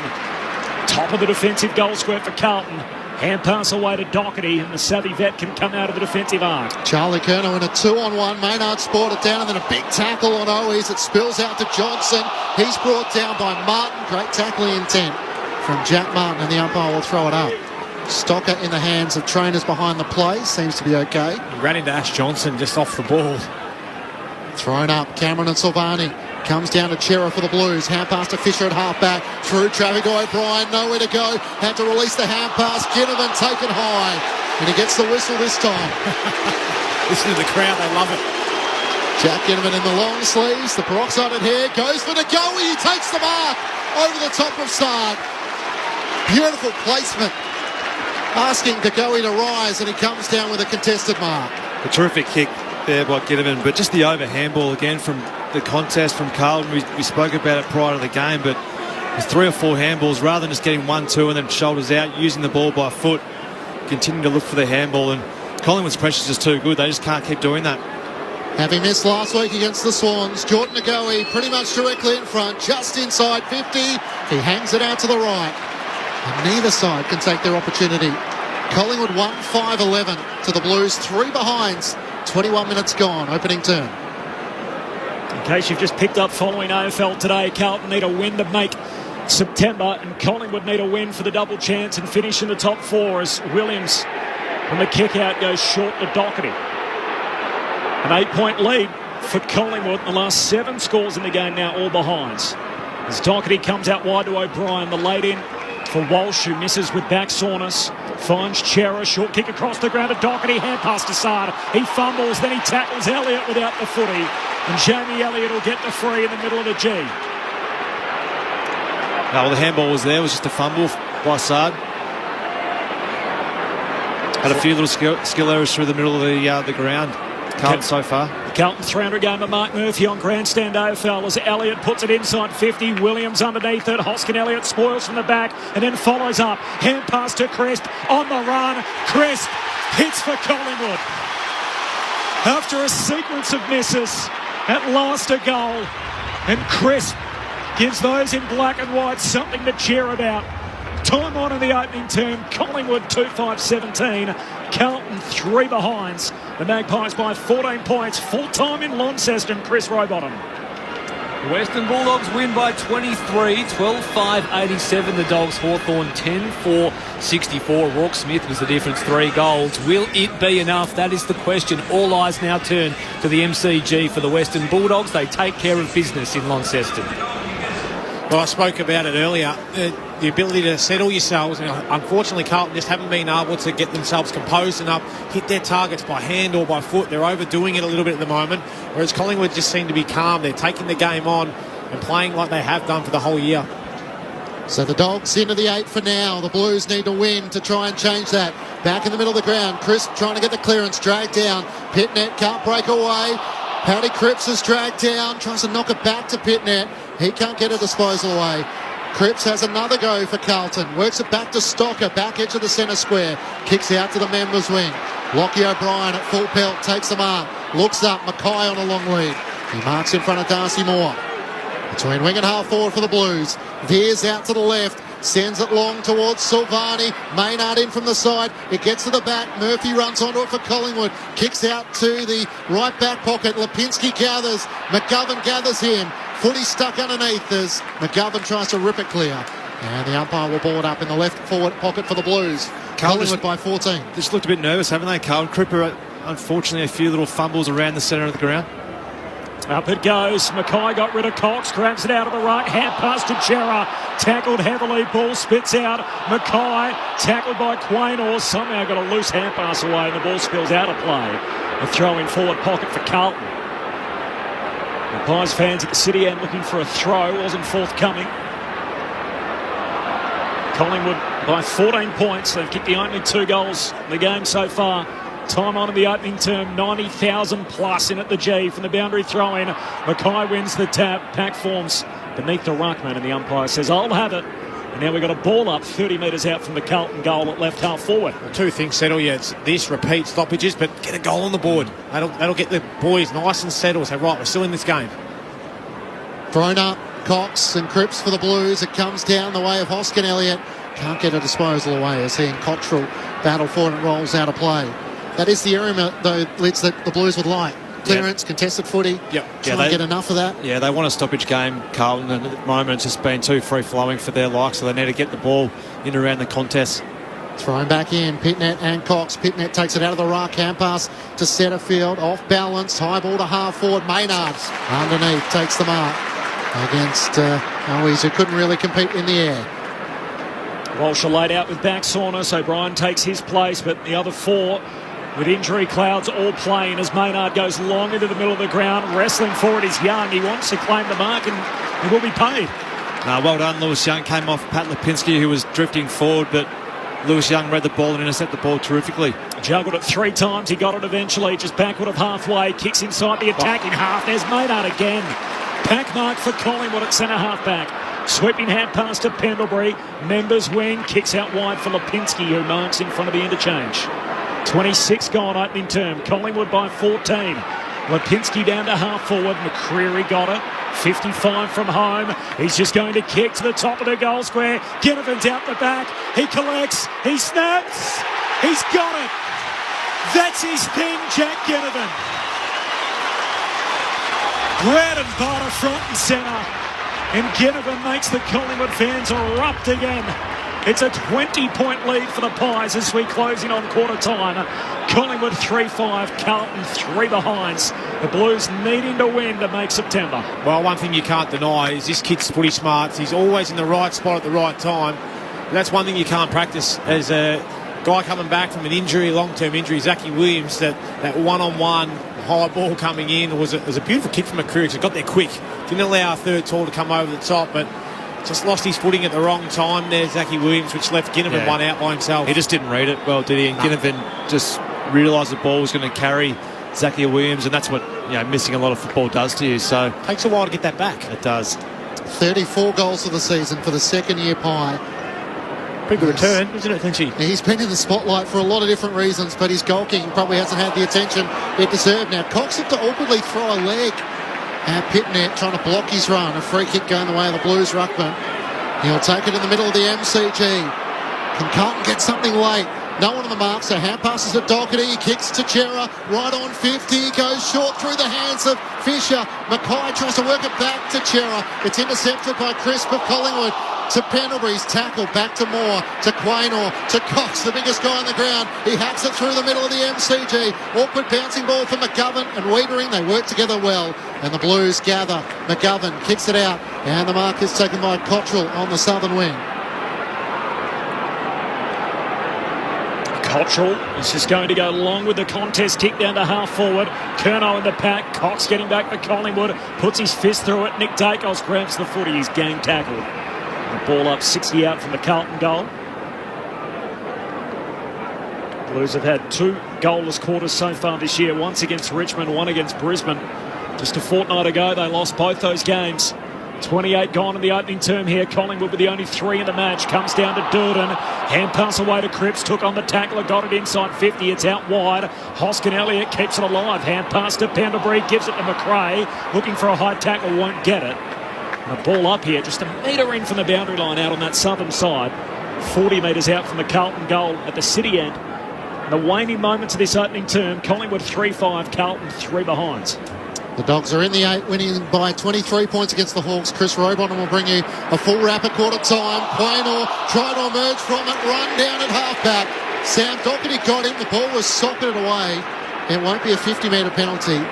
Sam Doherty will get the free kick at left half forward. 29 minutes gone in the opening term. Well, hopefully that can lift them. Really good effort there, Sam Doherty.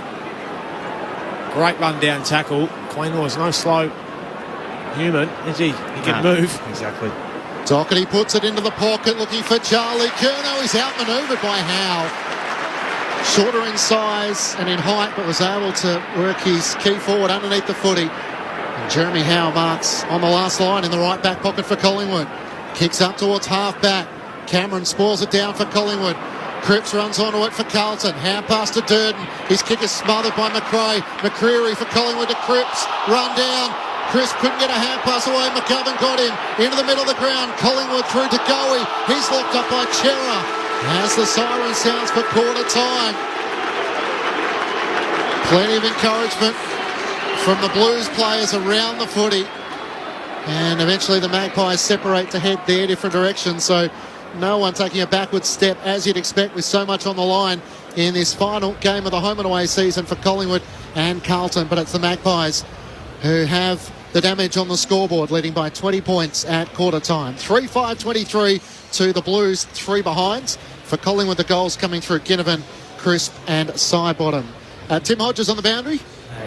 Well, the real watch right now is Brody Myercheck, so it's now been 12 minutes he's been down in the Magpie rooms. It was a knock on the back of the head, so there's talk of a sore neck, but also potentially a concussion. You saw yourselves, guys, when he came off the ground, it did look like he had jelly legs. So the watch right now is on Ollie Henry, the medical sub, so he would be a perfect like-for-like replacement, I guess, if Myercheck is out of this game. But we'll keep you posted. At the moment, he remains down in the rooms, and the Pies have been operating with one man less on the bench. Thank you very much, Hodgie. Great to have Tim Hodges on the boundary, and of course we'll weave through some of your correspondence on the SMS 0437 774 774 in just a moment. But this is Grandstand AFL on ABC Radio, ABC News Radio and ABC Sport Digital. The first experiment has all grown up. Shouldn't we call them old people? Can our teenagers and older folk find common ground? I'm very lonely. I don't see anybody anymore. And help change each other's lives? You should learn a TikTok. A TikTok. Jim taught me that you should do the most you can in the little time that you have. Mind the generation gap. TikTok. Old People's Home for Teenagers. You're amazing. Starts Tuesday, August 30 on ABC TV and streaming on ABC iView. The 2022 AFL Premiership season. Grandstand AFL. On ABC Radio and ABC Sport Digital. Young tries to slap it down to the advantage of McGovern in the back pocket. Under pressure. Marchbank's kick is out on the full. It's coming straight back. Collingwood to take the free kick. And Steele Sidebottom might end up with it. 10 goals for the season for Steele Sidebottom. He steps out, snaps on his right, curling it back. Superb finish. Elliott puts it inside 50. Williams underneath it. Hoskin Elliott spoils from the back and then follows up. Hand pass to Crisp on the run. Crisp hits for Collingwood. Lipinski down to half forward. McCreary got it. 55 from home. He's just going to kick to the top of the goal square. Ginnivan's out the back. He collects. He snaps. He's got it. That's his thing, Jack Ginnivan. This is the 2022 AFL Premiership season. On ABC Radio and ABC Sport Digital. Quarter time at the MCG, Sunday afternoon footy. Great to have your company on ABC Radio and ABC Sport Digital. The Pies leading by 20 points, 3-5-23 to the Blues, 3 behinds. Matt Klitsch and Corbin Middlemass calling all the action. Tim Hodges down on the boundary. Mark Murphy and Brett Delidio are your experts. The Bulldogs are inside the top 8 for now, defeating the Hawks. To take us through all the action there, Chris Rowbottom from Tassie. Yes, we know the Bulldogs needed to take care of business in Launceston against a team that wasn't going to be finals bound in 2022. They've done just that, recording a 23-point win over Hawthorn at York Park. Now, as it stands right now, the Western Bulldogs are in the 8 on 48 points with a percentage of 108.9. Carlton, 48 points, a percentage of 108.8. So they needed to win by somewhere between 3 and 4 goals to get the percentage required to climb into the 8 on the live ladder, and they won by 23 points. You wouldn't read about it. It was an interesting, intriguing and fairly entertaining affair. Hawthorn actually led at the first change by 12 points. They led by as many as 18 when Dylan Moore kicked the goal the 2.5-minute mark of the second term. But from there, the Bulldogs just out-muscled Hawthorn and managed to get it done. They took a 3-point lead into half-time, a 10-point lead into the last change, and ended up running out winners by 23 points. Rourke Smith was the difference. He kicked 3 goals as the deadly small forward on the ground. Aaron Norton chipped in with 3. Sam Darcy kicked 2. He was impressive. Waitman, Bontempelli and Treloar 1 each for the Hawks. Jack Gunston kicked 4, and of course Ben McAvoy in his farewell game kicked 2, and we saw him chaired off the field a short time ago. Morrison, Moore and Saunders the other goal kickers for the Hawks. So the Western Bulldogs, they uphold their end of the bargain. They run out 23-point winners here in Launceston. They're in the 8 for now. Thanks, Chris. Chris Rodbottom with all the details from Tassie. So as it stands at the moment, if the game was to end now, the Bulldogs 108.9 would be in 8th position, and the Blues trailing by 20 points would be in 9th position, 107.5. Some nervy blokes in this box, I'll give you that tip. But yeah, there's some work to be done. But what encouraged me there, Murph, was those last couple of moments for the Blues, their ability to lock it in their front half, get repeat stoppages. You know, they've got to be. They didn't get the goal, but they've got to be comfortable knowing that, yep, we're good enough to fight it out here and not allow Collingwood just to go end to end and score really freely on us. Yeah, they just started to look like they'd matched that pressure around the contest and on turnover. We saw too many times in the first probably 15-20 minutes where Collingwood would win the ball at a half-back flank whether that by an intercept ball or otherwise, and just be able to use the ball too freely. So the Carlton forwards really need to pick up their game in terms of that tackling and pressure and harassment, because if they're allowed to do that, Collingwood all day, they'll run away with this win. Tim Hodges on the boundary. Good news here for the Magpies. Brody Mychek is back from the rooms. He looks to have passed his concussion test and is okay to get back on the ground. Darcy Cameron has also had a lot of work during the quarter-time break on that corky.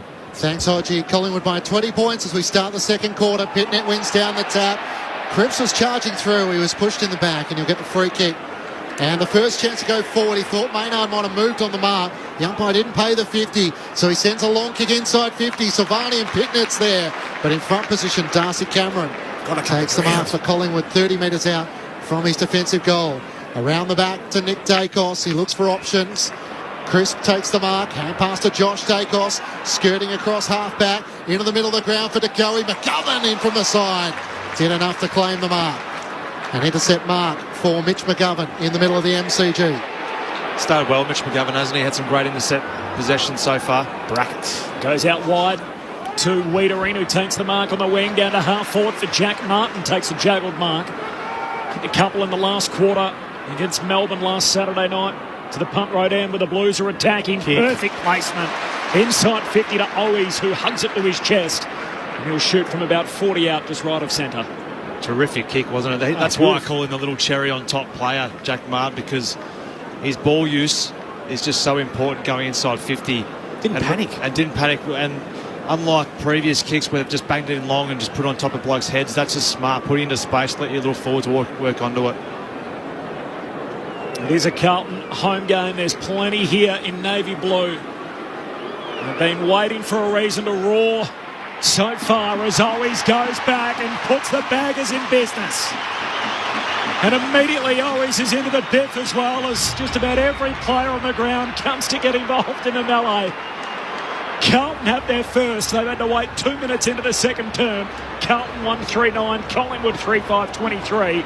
Magpies lead cut to 14. Mark Murphy, Brett Delidio, Grandstand AFL. He loves a little celebration, Matty Owies, and kicked that goal. Usually over the last couple of years when he's kicked goals, he's given a bit to the crowd. On that occasion, Scotty Pendlebury standing on the mark, and to go run into a 350-game champion and let him know all about it. What's Pendlebury saying? Say, well, wait, what's your name? Sorry, I don't even know, you angry little ant. So get the trainer to bring out the record and tell him who it is. Get on with the game, pal. You kicked the goal, well done. But Jack Martin's the one who set that up with his ball use inside forward 50, and they needed that one. That'll calm them right down. Hopefully they can get on playing good footy. Two former basketballers. Matto is in his 3rd season, and Scott Pendlebury playing in his 17th season for the Magpies. In the middle of the ground, there's no clearance as Josh Dacos slays the tackle on Adam Chero, trying to break through. Thrown up, Cameron and Pitnet. Comes down to Cripps. He kicks towards half forward. Maynard takes the mark, working in front of Jack Silvani. He marks right on the paint of the defensive 50 for Collingwood. Pies by 14 points. Looks out to the members' side. His kick finds Quaynor at right half back. Around the members' wing to Steele Sidebottom. He takes the mark on his chest. Kicked the opening goal of the match this afternoon. He gestures for Elliott to lead towards him, runs around the boundary line and hand passes to Howe in the end. Kicks around his body and Elliott does mark on his chest, leading up to the footing. He's 60 metres out from home though. At the city end, he puts his hand up just to pause for a moment. Mason Cox is the deepest target. Puts it into that direction, or Cameron is in front. Can't take the mark. McRae front and centre, jams it on the boot. It's out to the right. And out of bounds on the full, fails to score. Collingwood by 14 points. Tim Hodges on the boundary. Confirmation from the Magpies, Clinchy, that Brody Myerchick went down to the rooms. He had the concussion test. He did pass it. He is okay to return to the field. Currently sitting beside me on the bench. Thanks, Hodgie. Pies by 14. Doherty long to a contest on the wing. Cameron tackled, dispossessed. Ball spills to Martin. Hand pass to Owies of the Blues. Kicks down the wing. There's Pendlebury. Hand pass back to Owies. Has another go at it. Off the left boot. Kicks down the boundary line. But Maynard, running back with the flight, takes the intercept mark. Kicks across the ground to Crisp. And they continue to shift out to the southern side. Finds Moore. Back edge of the centre square. Hand pass to DeGoey. Transition well and truly on. Looks for Elliott. Trying to reel it in. Mike not paid. He's under the pump now, Elliott. Tackled. And the ump says he had his arms chopped. I think he's getting a free, Jamie Elliott. And Elliott's going to get it left half forward for the Pies. He's good from here. We've seen that, but at the other end, yeah, he did. He just blatantly punched him in the arms. I suppose that was what you were taught as a kid. When if you couldn't take the footy, you come through and try and body spoil. It was a good attempt by a Stocker, but can't do it in today's game. That's the ball movement which is going to trouble Carlton, isn't it? The intercept mark from Maynard, then straight at the other side. Trying to kick the first of the day to the city end, Jamie Elliott. He's wide out at left half forward. His set shot sails goalward. It's out to the left and stays there. Behind, they've left a few behind Collingwood, 3-6 to 1-3. Pies by 15 points, 5 minutes into the second term. And the Western Bulldogs winners at York Park in Launceston. They came from 18 down to beat Hawthorn by 23. They're in the 8 at present. McGovern with the kick-in duties for the Blues. Up towards Mackay, it clears him and rolls out in front of Darcy Cameron. Greg from Albany on the SMS. Hi guys, hypothetically Carlton and the Bulldogs could be locked on percentage. What happens then? Corbs. We're all looking to the same man. You're our numbers man, Corby. I think it's 0.4 is the first differential. But we worry about that when we get there. Yeah, let's hope we don't get to that, Greg. Although it would be kind of thrilling. Cameron tries to take it off the throw-in with the ball at ground level. Hand pass to Pendlebury to McRae over the top to Ginnivan. Has to find a way around Young. He can't do so. And Lewis Young sees him over the boundary line. Does Mason Cox get reported for kicking Petnet in the centre bounce? I don't think so. The impact probably wasn't enough. No, it wasn't so much a kick, more of just trying to use the knee to get up, but could be a little bit more subtle with it next time, Mason. Baggers are rubbish without Sam Walsh. And Kevin, good luck for a great call and commentary, boys, for a beautiful day here from Myrtleford. Thanks for your correspondence. 0437 774 774. Chera from the clearance. Hand pass to Doherty at left half back for the Blues. Long down the members' wing. In from the side. Howe got a fist onto it. Spoils it away from Mackay and Kerno. And it rolls out in front of the two benches. Collingwood by 15 points. Carlton with the only goal so far of this second quarter through 6 minutes. Sam Walsh isn't playing out with back soreness, but Chera, Williams, Ginnivan, DeGoey all out there despite injury concerns during the week. Pies by 15 early in the second. Cameron wins it down to Pendlebury, the Magpies. Hand pass to DeGoey. Look away, handball to Crisp. Through the middle of the G, kicks inside 50, up tall Marchbank. Takes the intercept mark at centre half back for Carlton. He goes out wide to Lockie O'Brien. His grandfather, Dennis, actually played for Collingwood way back in 1971. Dennis's grandson, Lockie, and the number 4 for Carlton here. He kicks it down the wing. Silvani there. Can't take the mark. Now fights on for it at ground level with Josh Dacos. Two famous names in the history of these two clubs. Umpire says holding the ball. He said Silvani jumped on top of it. And it's going to be a free kick to Josh Dacos, defensive side of the southern wing for Collingwood. Inboard he comes to Darcy Moore, who wants to kick laterally across the middle of the MCG. Out in front of Maynard, slapped it away from Cottrell. Got it to Sidebottom, through traffic, kept his composure. Hand pass forward looking for Lipinski. Didn't use his body well, but Collingwood have the numbers. Maynard gathers, sidesteps Pitnet, kicks inside 50. Mason Cox against 2, and Wiedering takes the mark at the very back. 15 metres out from his defensive goal. When the Blues are flying, Jacob Wiedering was playing a key part. Kicks up towards Pitnet. Cameron flew from the back. Brought it down for Collingwood. Maynard's hand pass forward. Free kick for a hold going Collingwood's way. And Pat Lipinski will take it.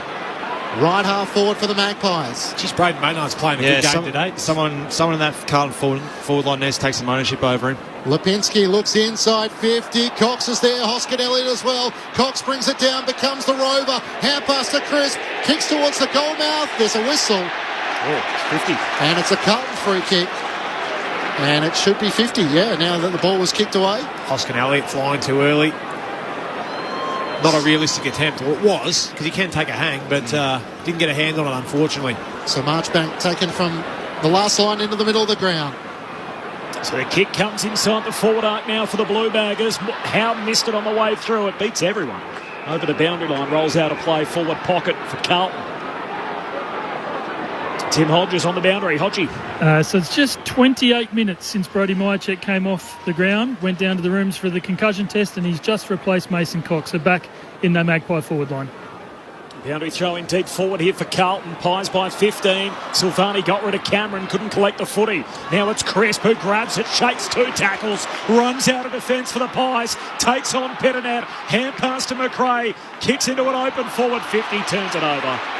And Williams takes the intercept mark, trying to draw a free kick after making contact with Ginnivan. The umpire wasn't buying that. He goes short to Cottrell. And Cottrell finds McGovern on the wing for Carlton. Looks up towards half forward. Kerno's the target. Long towards him. Cripps in from the side. Can't take the mark. Silvani in the back. Away to Martin on the left. On the bounce. And it bounces through. Darcy Moore wants to know if it kissed the left goalpost on the way through. Definitely did. Yeah, definitely. Jack Martin looked at options into the corridor. There weren't any, so he jammed it on the boot. And we're going upstairs. Score review. Umpire's call is run behind. Can you please check if it hit the post? So umpire's calls are behind, so we need evidence to show that that's not the case here. And the crowd at the MCG are getting a replay on the big screen. Shouldn't take this long. We saw it from here, Clinchy. It's not that hard. Giving the evidence that if you couldn't see with the eye, it was certainly touching the post. Collingwood holding a 14-point advantage once the all-clear is given. 10.5 minutes gone in the second quarter. So the Blues 1-4-10 to Collingwood 3-6-24. So long kick to centre-half back for Collingwood, and Moore takes the mark from the Nick Dacos kick-out. Swings the kick for Collingwood out wide to Johnson. Over the back, Wiedering punches it close to the boundary line. Cottrell keeps it alive only momentarily. His teammate McGovern steps out of play with the footy. We'll have a throw-in 60 out from the Collingwood goal. Such great positive football to watch from Collingwood. Just straight up the guts. Just backing in more 1v1. Wins the 1v1 contested mark. Gets the ball forward. It's great footy. Pies by 14. 11 played second term from the boundary throw-in. Pitternet wins it down, but side bottom. First touch, hand pass close to the boundary line. Cripps collects. He's bowled over. It's out of play again. You asked the question earlier, Clinchy, about the tiebreaker if they both end up on the same percentage. So the first tiebreaker, if they lob on the exact same percentage, will be head-to-head matchups during the year. Whoever won that. The next step is if it's still, say, 1 apiece, they will calculate the percentage of those games. So points for and against in matches against the two teams. Thrown back in. Pitnet one down the tap. Cripps was taken. We're not in possession. He'll get the free kick. Simon from Wanturna has been in touch on the SMS with the potential of the Dogs and the Blues finishing on the same percentage. Let them play next week. We've got the bye. That's a good There was idea. a theory once upon a time that we could do that. I know the next question will be what happened between the Carlton and the Bulldogs this year. Carlton beat the Dogs back in round 2 by a couple of goals. Their only meeting. Cripps has the free kick for the Blues at left half back. Kicks towards Silvani and Murphy. 1-on-1. Murphy worked him underneath. Takes the mark, the Collingwood defender at right half back. They found one of this kid too. Yeah, he's been really good. Really liked him down back. So they're an undersized defence, but they are winning some of these one-on-ones. Murphy up the members' wing. Wiedering spoils it down. Mitch McGovern over the footy. Knocked it into Quaynor. Spills to McCreary. Motlop can't get a disposal away as it's under Jordan DeGoey, Mitch McGovern, Sam Doherty. And there's one other Collingwood player, Bo McCreary, in a pack of 4. And the umpire will ball it up in the middle of the MCG. Collingwood by 14 points. The Dogs beat the Hawks by 23 in Launceston, so Carlton playing for survival in season 2022. Pies for a top 4 spot from the ball up. Josh Dacos had it, lost it, then Silvani gave it to Cripps, kick smothered, spills Carlton's way. Marchbank hand pass to Doherty, his kick smothered too. Such got it, he's tackled and we'll have another ball up. How good was that from Nick Dacos? Just all their pressure around the ball at the moment, Collingwood. They just can't get a clear ball, Carlton. Pies by 14, both rucks miss it, ball up, Logo members wing, comes to Pendlebury, tackled, dispossessed, spills down Carlton's way, hand pass from centre field, got it away to Doherty, was taken high, advantage applied, Cottrell forward of the wing, kicks inside the forward 50, Curnow juggled mark, and the Coleman medalist takes the mark, left forward pocket for the Blues.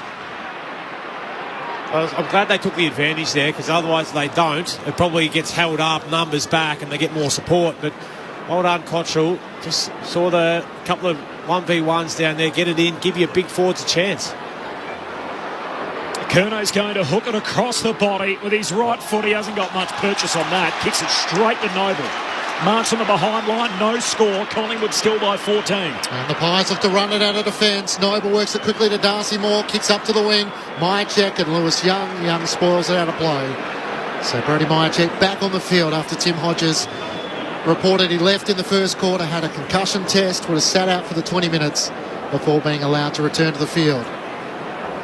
So the marks inside 50 are 3 apiece. It feels like the tall timber of the Blues haven't been able to get on top early.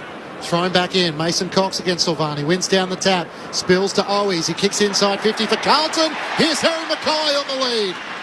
He marks in front of Maynard, he'll shoot from right of centre, kicking from about 45 metres out. Well, it was a good clearance from Carlton. They didn't mess around with it and try and do too much with the ball. They just got it forward and giving their forwards first opportunity. And when you've got big key targets like Harry Mackay and Charlie Curnow, you just need to give them an opportunity. And if they can get those 1v1s, rather than letting Collingwood intercept the ball, they're going to look very dangerous. Harry Mackay looking for the key targets to get involved. Out to the right, he goes, the drop punt, and the Blues have their second. They close the gap to 8 points Collingwood's way. The Magpies 3-6-24 to Carlton 2-4-16. Both the Blues goals have come in this second quarter, which is now 15 minutes old. Well, I was going to say just before that goal come through that a lot of things pointing to things just not going in the Blue Baggers' way at the moment, Murph. The rush decisions, missing handballs, missing kicks. Charlie Curnow with a goal that you'd say normally that's a lock. You know, even further out you'd say he'd snap that through. But then they just simplify a little bit, you know, win the clearance, get it on the boot, give your big forwards a chance. And once Harry Mackay's in front and gets a chance at a sniff, he's so quick off the mark that you can't get around him. So I was actually impressed that he kicked the drop punt there and not around the corner after Charlie's missed before. Back to 8 points. Carlton with the only 2 goals in the quarter, which is 15 minutes old. As Silvani in the middle wins it down to Cripps, hands it back to Silvani, runs, carries, lost it, comes out to Nick Dacos. Hand pass to Elliott, fends off 2 tacklers but retreating, gives it to Noble, he's crunched by Silvani. Always wins it for Carlton, hand pass to Fisher, hands it to centre field, kicks inside 50. Curnow over the top of the pack, pulls down a spectacular mark. Wow. That's a mark, isn't it? It was an interesting decision from Zach Fisher because he could have gone in a little bit earlier, but heard the call from Setterfield behind him, who just a little bit more time, a little bit more pointed kick just to the space where Charlie Curnow wanted it. And once he got that jump at it, just sat on poor old Jack Martin's head, but great mark. Need the finish now. Left half forward, he skips in, he'll kick from 45 metres out. It's out to the right, it's coming back, not enough. Another behind. Wayward kicking from both teams in the set shots continues. 2-5 to 3-6. It's Collingwood by 7 points. 17 minutes into the second term. It's gone up a gear, hasn't it, around the contest. The last 3 or 4 minutes, just really piling in numbers, just head on the ball. It's hard to get a possession out there at the moment. Darcy Moore brings Collingwood back into play towards Mason Cox. He's notched off it by Silvani. It's punched into the middle of the ground. Nick Dacos onto it for Collingwood. Hand pass straight to Setterfield. Jams a high ball inside the 50. Mackay sets himself. Howe spoils it down. Cripps front and centre for Carlton. Hand pass to Setterfield. Straight back in. Flying from behind is Curnow. He brings it down. Lipinski's there for Collingwood. Hand pass to Pendlebury. Cool and composed in a crisis. Hand pass to Sidebottom. He works it out to McCreary, who marks it right half back. The mark's inside 50 all of a sudden, though. 6-3. Yeah, when the heat's really on, you need your good players to get the ball, because as you see with Pendlebury, just the composure, just to find a target rather than just rushing the ball forward. Pies by 7. McCreary kicks to a contest on the wing. McGovern whacks it towards the boundary line, and it'll trickle out 60 out from the Collingwood goal at the City end. The set shot kicking, so Collingwood a 1 goal 5, Carlton 2 goals 3. It's been some gettable shots that they've left out there. Talk about executing the fundamentals at the start. Well, that is one of the fundamentals. Kicking your goals when you get your opportunity. Collingwood by 7 points. Carlton must win to play finals, despite having spent every single round in the top 8 this year. From the boundary throw-in, Cripps first clean touch, hand pass to Cottrell, heads down to half forward. Curnow got himself in front, no mark, but follows up off the deck. 70 from home, kicks inside 50. Mackay reaching for it, more spoils, spills to Owies, chucks it on the boot, but misses everything. Out on the full. Carlton with a bit of momentum here though, 2-5, Collingwood 3-6 as we approach time on in the second term. Magpies by 7. Darcy Moore to Josh Dacos in the left back pocket, works it out to Quaynor. He marks inside the defensive 50. Back to Josh Dacos. He runs the boundary line, kicks up to the southern wing. Down low for Myercheck. Can't take the mark. Stocker over the top of him. Zach Williams slides in. Kicks the Blues towards half forward. Bouncing ball for McGovern. He leaves it for Mackay. He gathers against the boundary. Back to McGovern. Tackled by Quaynor. And kept in play. The umpire will ball it up. 50 metres out from the Blues goal. All of a sudden, it's the Blues that are setting up really well and outnumbering at the contest. They're up there ante, that's for sure. Mason Cox and Mark Pitnet have to rush to make this ruck battle. Cox got rid of Pitnet and then squeezed the kick up the southern wing. Wiedering in front, worked out of it by Myercheck, but he gave away the free kick. Jacob Wiedering to take it under the Shane Warne stand. Collingwood by 7 points. Yeah, they've looked really organised the last 5 or 6 minutes, haven't they? And they're getting the basics right with ball in hand. Kicks a helicopter inside 50. Tough one to mark. No one does. Spills to Owies. Hand pass to Cripps as he's tackled. Got it back to Owies. Out of the forward 50 to O'Brien. Now to Chera. Off a single step. Kicks Carlton deep inside 50. Howe can't take the mark. His direct opponent. Curnow's onto it. Fend off. Kick smothered. Spills to Motlop. Ump says hold on. Free kick for a high tackle, a high fend-off. It's going Quaynor's way. As Motlop to look like scoring there for Carlton. Right on the chin. Good fend-off. Just high. Against for Quaynor and Collingwood. He goes to Josh Dacos, looks for Hoskin. Elliott overcooks the kick, mops it up for the Pies, tumbles it down the wing, finds Myercheck, stands up with a footy, hands it back to Hoskin. Elliott to Ginnivan. And Jack Marks wide out at left half forward for Collingwood. And again, they transition the footy from their back 50 all the way up front with ease. So just when it looked like that Carlton was starting to get those one-on-ones really well, Myercheck was a really strong ball win on the outer wing and just stood up in the tackle and delivered off to Hoskin Elliott. So it was a real important 1v1 contest won by Collingwood. He loves the spotlight, Jack Ginnivan. What a year he's had. No second-year Blues, just second-year black and white. Jack Ginnivan with his second of the day. And Collingwood out by 13 points. 4-6 to 2-5. 22 played in the second term. You can't tell me he hasn't thought about that celebration as he marched over towards the crowd. I love it. He's amping him up, but it was that big win on the wing, as you spoke about, Murph. Myercheck v. Williams was in front of Myercheck, but he had to hold up, through the tackle and get it to Hoskin Elliott, who was cruising past. And he noticed that Ginnivan had pointed in front, even though he was running back towards goal, pointed in front. He just put it into space, allowed him to run into it.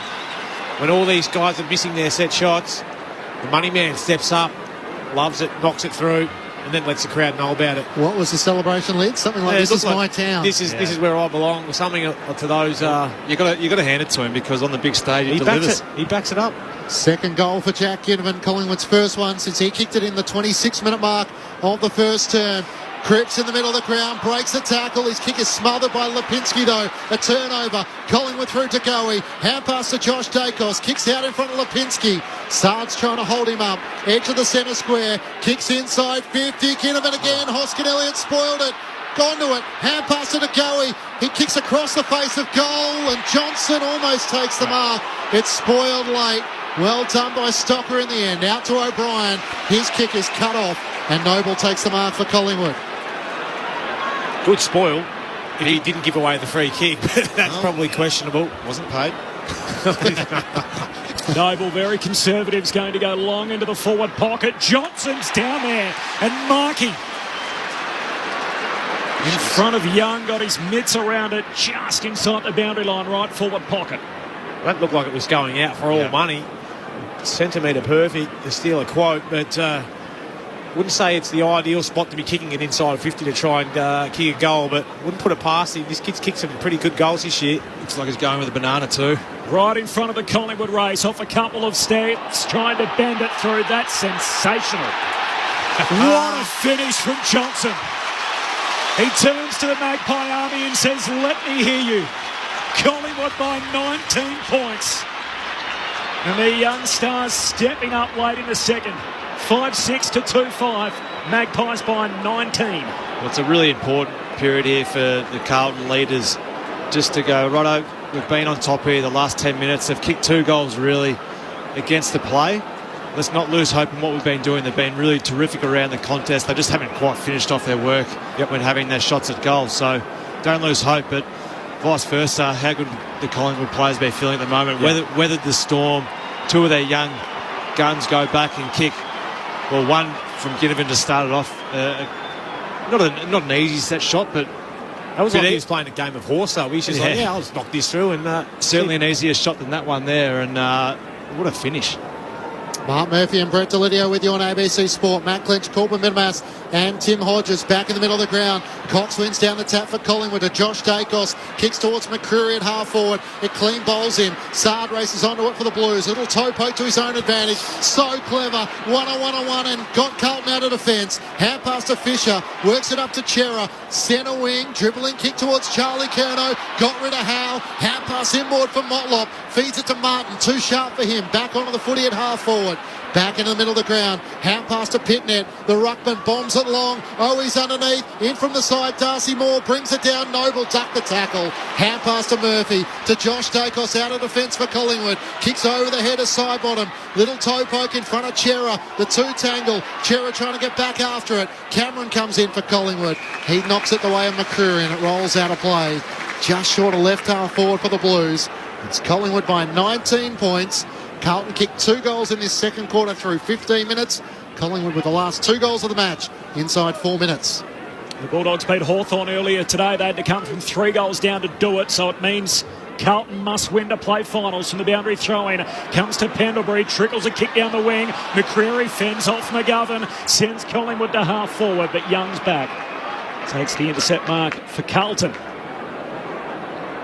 Just not sure he can just keep on leaving Scott Pendlebury free at stoppages. They've had probably 3 or 4 this quarter where he's just stood there by himself and won the footy. Young out to Mackay, flies in the air, no mark, spills to Chera, and he's shoved over the boundary line with the footy. I think throwing right in front of the interchange gates. I think at very worst, someone needs to go create a 2-for-1 because at the moment he's standing there in space. I know Fisher's coming up now as a half-forward flank, standing next to him, but that's a better look for Carlton. Toss back into play. Cox and Pitnet. Cox went early. Pitnet just took it out of the ruck. Kicks towards half forward. Moore and Murphy are well set in the end. Either could have taken it. Darcy Moore takes the intercepting mark. 40 metres out from his defensive goal at the punt road end. Collingwood by 19 points. Moore kicks towards Mason Cox. Initiated body contact. Spills down from Cameron to Hoskin Elliott. Kicks towards Johnson at half forward. It rolls end over end and out of play in front of Heat and Marchbank for a throw in front of the Ponsford stand. Packed house at the MCG for the second last match of the home and away season. Collingwood by 19 points. Pies looking to win to get inside the top 4. Blues needing to win to get inside the top 8. Toss back into play. Pitnet starts in front of Cox. Cox nudges him underneath the ball illegally.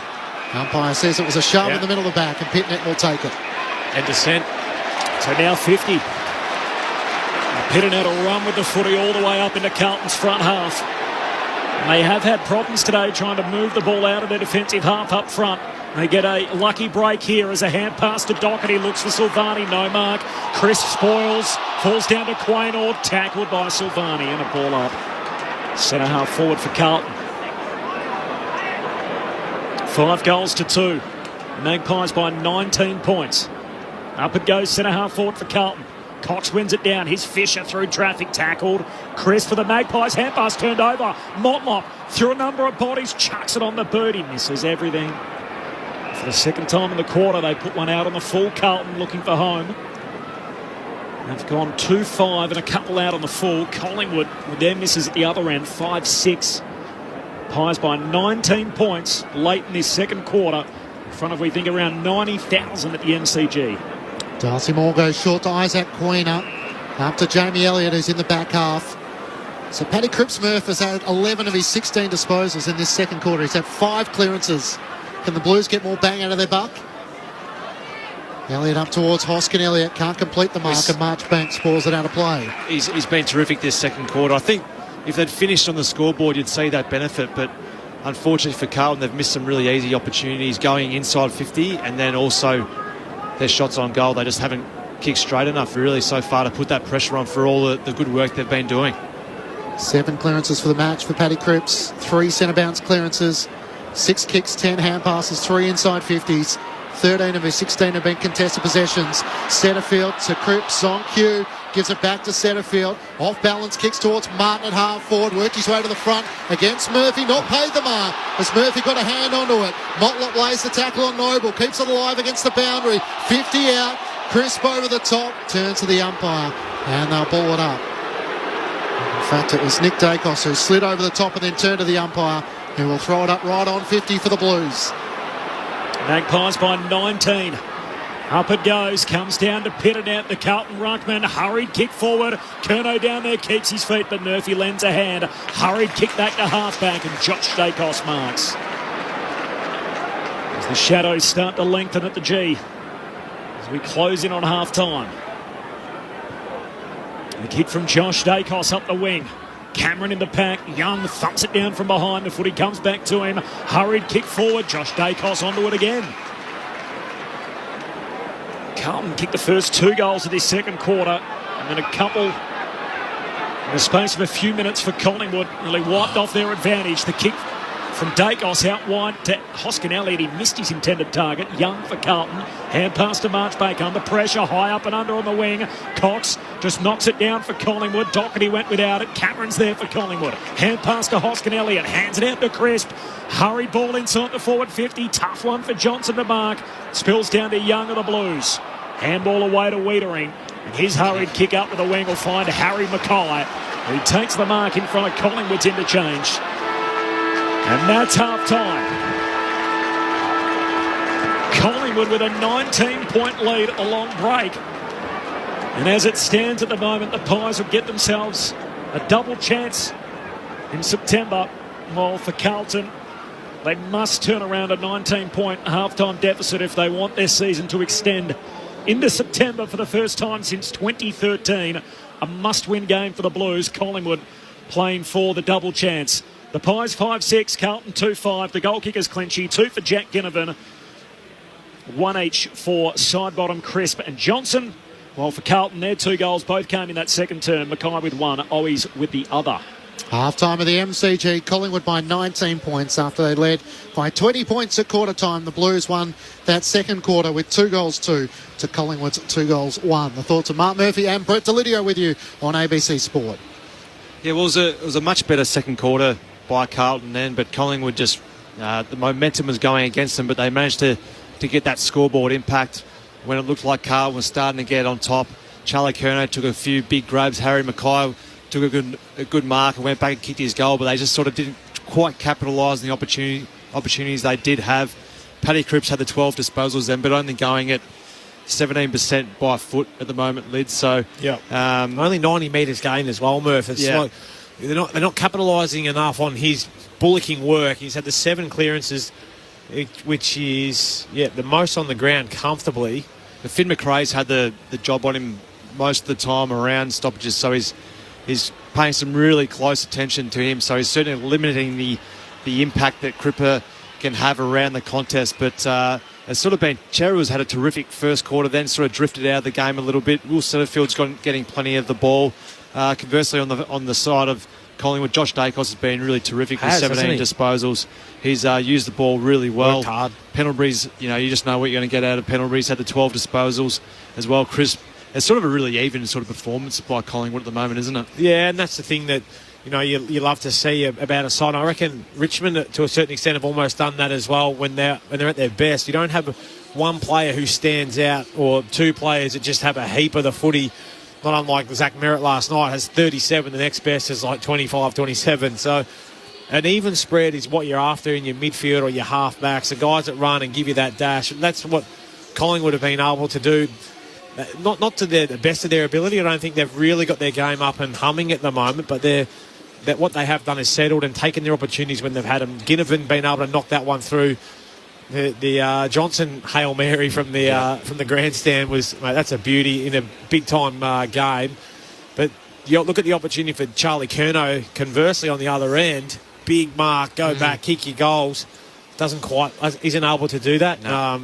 And those are the little moments, the things we spoke about pre-game, is that you can capitalise on those. That's when you're up for the fight, and your whole team lifts on the back of those. But when you continually miss, it's sort of like, oh, geez, I'm starting to get a bit nervy here. So that'll be one thing they'll probably speak about, but it's probably more a little bit about support for Paddy Cripps in the middle of the ground. Can we get a bit more bang for buck from his clearance work? Yeah, well, it's probably more the guys around Paddy Cripps in terms of balancing off a little bit better. The Carlton are leading the clearances in 23 to 13, so they're up by 10.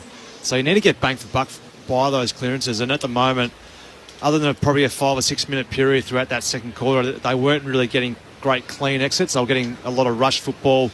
Collingwood's pressure has been elite like it has been all year, so it's probably up for the other Carlton mids to really balance off Patrick Cripps a bit better and get more width in those handballs. Well, that's what Walsh does, doesn't he? He almost plays second fiddle to him perfectly. That's a little bit of the missing link, and that's why they sort of, the call of sort of Batman and Robin around, because they know each other's game inside out, and Sam Walsh balances off really well. But I think it's up for guys like Doherty, who's been terrific so far in Setterfield, but to get better width around those contests and sort of work a little bit better together. It feels a little bit like a Carlton playing tight. So if we talk about what the occasion means, 100%. It feels like they've got a lot to lose, and they're playing that way. They're a little fumbly, whereas Collingwood are playing with a bit more freedom. Yep. Maybe given the result down in Launceston, the chance to reset at halftime, and Carlton can hopefully play a bit more freely. Yeah. Well, they did look nervous for a quarter and a bit, didn't they? Really. So it was really uncharacteristic fumbles from Paddy Cripps. I know he's had the 17 disposals and he's working his way into the game, but Saad was another one who's been fantastic off the halfback flank. He had a few little skill errors which went back and they just scored straight from them. So there was a few little basics that they just didn't get quite right, and in the big games you need to get the fundamentals right more often than not. Mark Murphy and Brett Delidio alongside Matt Clinch and Corbin Middlemass. Tim Hodges is down on the boundary. Yeah, just star watching at the moment. It's got the star factor this game. Gene Simmons brought the match ball out. He stayed for 10 minutes, then had a sound check at Rod Laver Arena across from the MCG for tonight's concert. And I'm just watching Jamal Murray, this star from the Denver Nuggets in the NBA. He's out there in the middle. I was told he was going to have a crack at umpiring one of the Auskick games, guys. So he's having a kick. He's having a kick out there at the moment with one of the Auskick balls. So I'll keep an eye on it. It could be worth a laugh, I think, if he does grab a whistle and has an umpire. So he's at the he's about centre-half forward at the moment. He's got the red cap on, and I think he's just loving the experience. He was taking pictures before out in the middle of the MCG. It is quite the sight with a full house, as we all know. But good to see some of stars from music and basketball checking it out as well. Just sitting nicely alongside you, Hodgie. He's just worth about $29 million. He's a big commodity. Half-time here at the MCG. It's Collingwood leading Carlton by 19 points. Let's get the latest from the ABC Newsroom.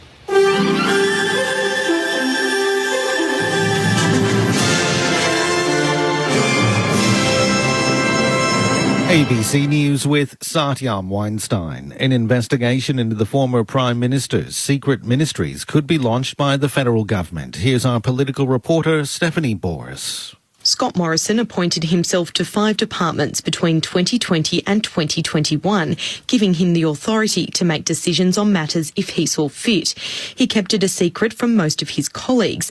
Deputy Prime Minister Barnaby Joyce says while he was told Mr Morrison had the ability to make a decision on the PEP 11 project, he wasn't told how or why. He never said to me, I was the Minister for Resources. Prime Minister Anthony Albanese says while it doesn't appear any laws were broken, he's considering an investigation. There's separate questions about the functioning of our democracy. Mr Albanese will receive legal advice on the matter from the Solicitor General tomorrow.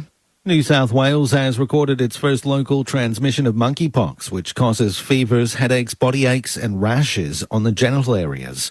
Health authorities are urging the community to be vigilant for symptoms. Symptoms usually begin within 7 to 14 days after exposure. There have now been 42 cases of the virus in New South Wales.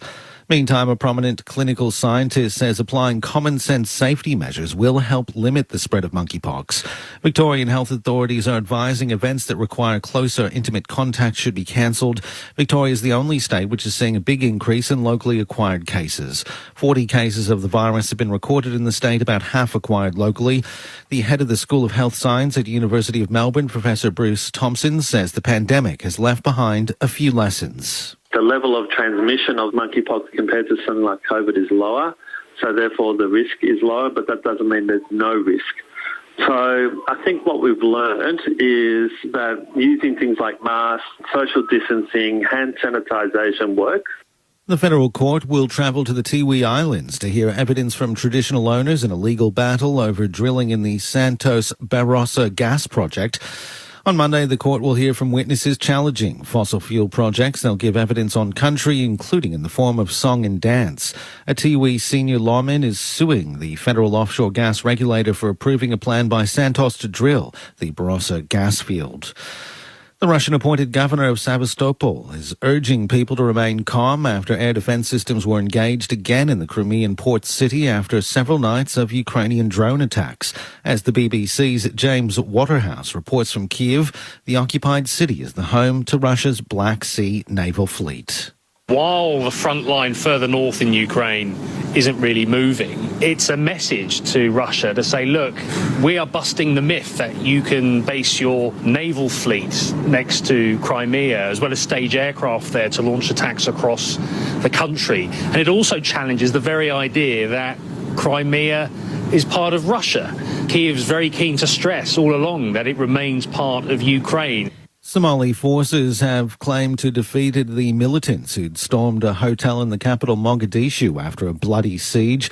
At least 12 people were killed in the deadly 30-hour ordeal, although local media is reporting the death toll at 20. The assailants used explosives to gain entry to the Hyatt Hotel on Friday before violently taking control and holding guests hostage overnight. Islamist extremist group Al-Shabaab has taken responsibility for the attack. Falling river levels in Europe are showing up a lot of long-forgotten items, and it's not confined to supermarket trolleys and car tyres. And the falling Danube has exposed hulks of dozens of explosive-laden German ships scuttled during World War II. River levels are dropping across Europe as it endures its worst drought in decades. And the AFL club Essendon has sacked its coach Ben Rutten. Tom Maddox reports. New Bombers President David Barham today informed Rutten of the board's decision to terminate his contract with a year remaining on the deal. In a statement, Barham says while it's been a tough time for Rutten and his family, the Bombers have been uncompetitive at times this season and the club was compelled to make the call. It follows a tumultuous week in which the Bombers failed to lure Alistair Clarkson as head coach, with the former Hawthorn coach instead choosing North Melbourne. The Bombers now begin the search for Rutten's replacement. And in Women's Rugby League, the St George Illawarra Dragons have opened their premiership campaign with an emphatic 26 points to 12-point win over the Gold Coast Titans. You're up to date with the latest from ABC News. Hello, I'm Patrick Stack, and if you like great stories and you enjoy sport, then I reckon you need ABC Sport Daily in your life. A prisoner swap is the most likely outcome. You're not really worried about the power of the wave. It's trying to tear you apart. Sometimes described as like the poor cousin to the Tour de France, but I think that's terribly unfair. It just happened, really, a bit like the rest of my life. It's a daily sports conversation, and it's called ABC Sport Daily. Find us on the ABC Listen app. The current has drawn her home. Clean slate, as far as I'm concerned. But in new ABC drama, Savage River, Do you think coming here's a good idea? it runs deeper than she imagined. You took my daughter from me. Who are you going to kill next, huh? Has anyone seen my dad since yesterday? Starring Golden Globe nominee Catherine Langford. I just want to live my life like everyone else, that's all. And you shouldn't let anyone take that away from you. Savage River. What kind of evil are you? Starts Sunday, September 4 on ABC TV and streaming on ABC iView. The 2022 AFL Premiership season. Grandstand AFL. On ABC Radio and ABC Sport Digital. Jack Martin takes a jaggled mark to the punt right end where the Blues are attacking. Perfect placement. Inside 50 to Owies, who hugs it to his chest. Been waiting for a reason to roar so far as Owies goes back and puts the Baggers in business. Mason Cox against Silvani, wins down the tap, spills to Owies, he kicks inside 50 for Carlton. Here's Harry Mackay on the lead. Harry Mackay looking for the key targets to get involved. Out to the right he goes, the drop punt, and the Blues have their second. Josh Dacos looks for Hoskin Elliott, overcooks the kick, mops it up to the Pies, tumbles it down the wing, finds Smyercheck, stands up with a footy, hands it back to Hoskin Elliott, to Ginnivan. Jack Ginnivan, what a year he's had. No second-year Blues, just second-year black and white. Noble, very conservative, is going to go long into the forward pocket. Johnson's down there, and Markey right in front of the Collingwood race off a couple of steps, trying to bend it through. That's sensational. What a finish from Johnson. This is the 2022 AFL Premiership season. On ABC Radio and ABC Sport Digital. Great to have your company on Sunday afternoon footy. It's Collingwood by 19 points at the MCG against Carlton, 5-6-36 to the Blues, 2-5-17. Matt Lynch and Corbin Metamass calling the action. Tim Hodges down on the boundary. Your experts are Mark Murphy and Brett Delidio. In the NRL today, round 23, in the early match, it was St George Illawarra over the Gold Coast Titans, 46 points to 26. And in the later game, it's the Newcastle Knights leading 12 points to 4 against Canberra.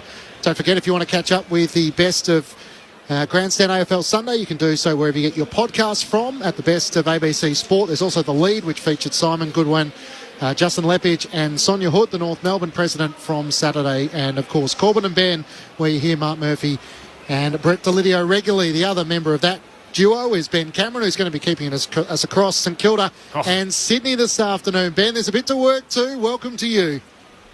Yeah, thanks, Clinchy. There is a lot to make sense of in this fixture. So the 198th and final game of the home and away season, and it will decide the final makeup of the ladder, St Kilda and Sydney. It's just got underway. Sydney need to win, and they need to make up 2.2% on Melbourne for a top two finish.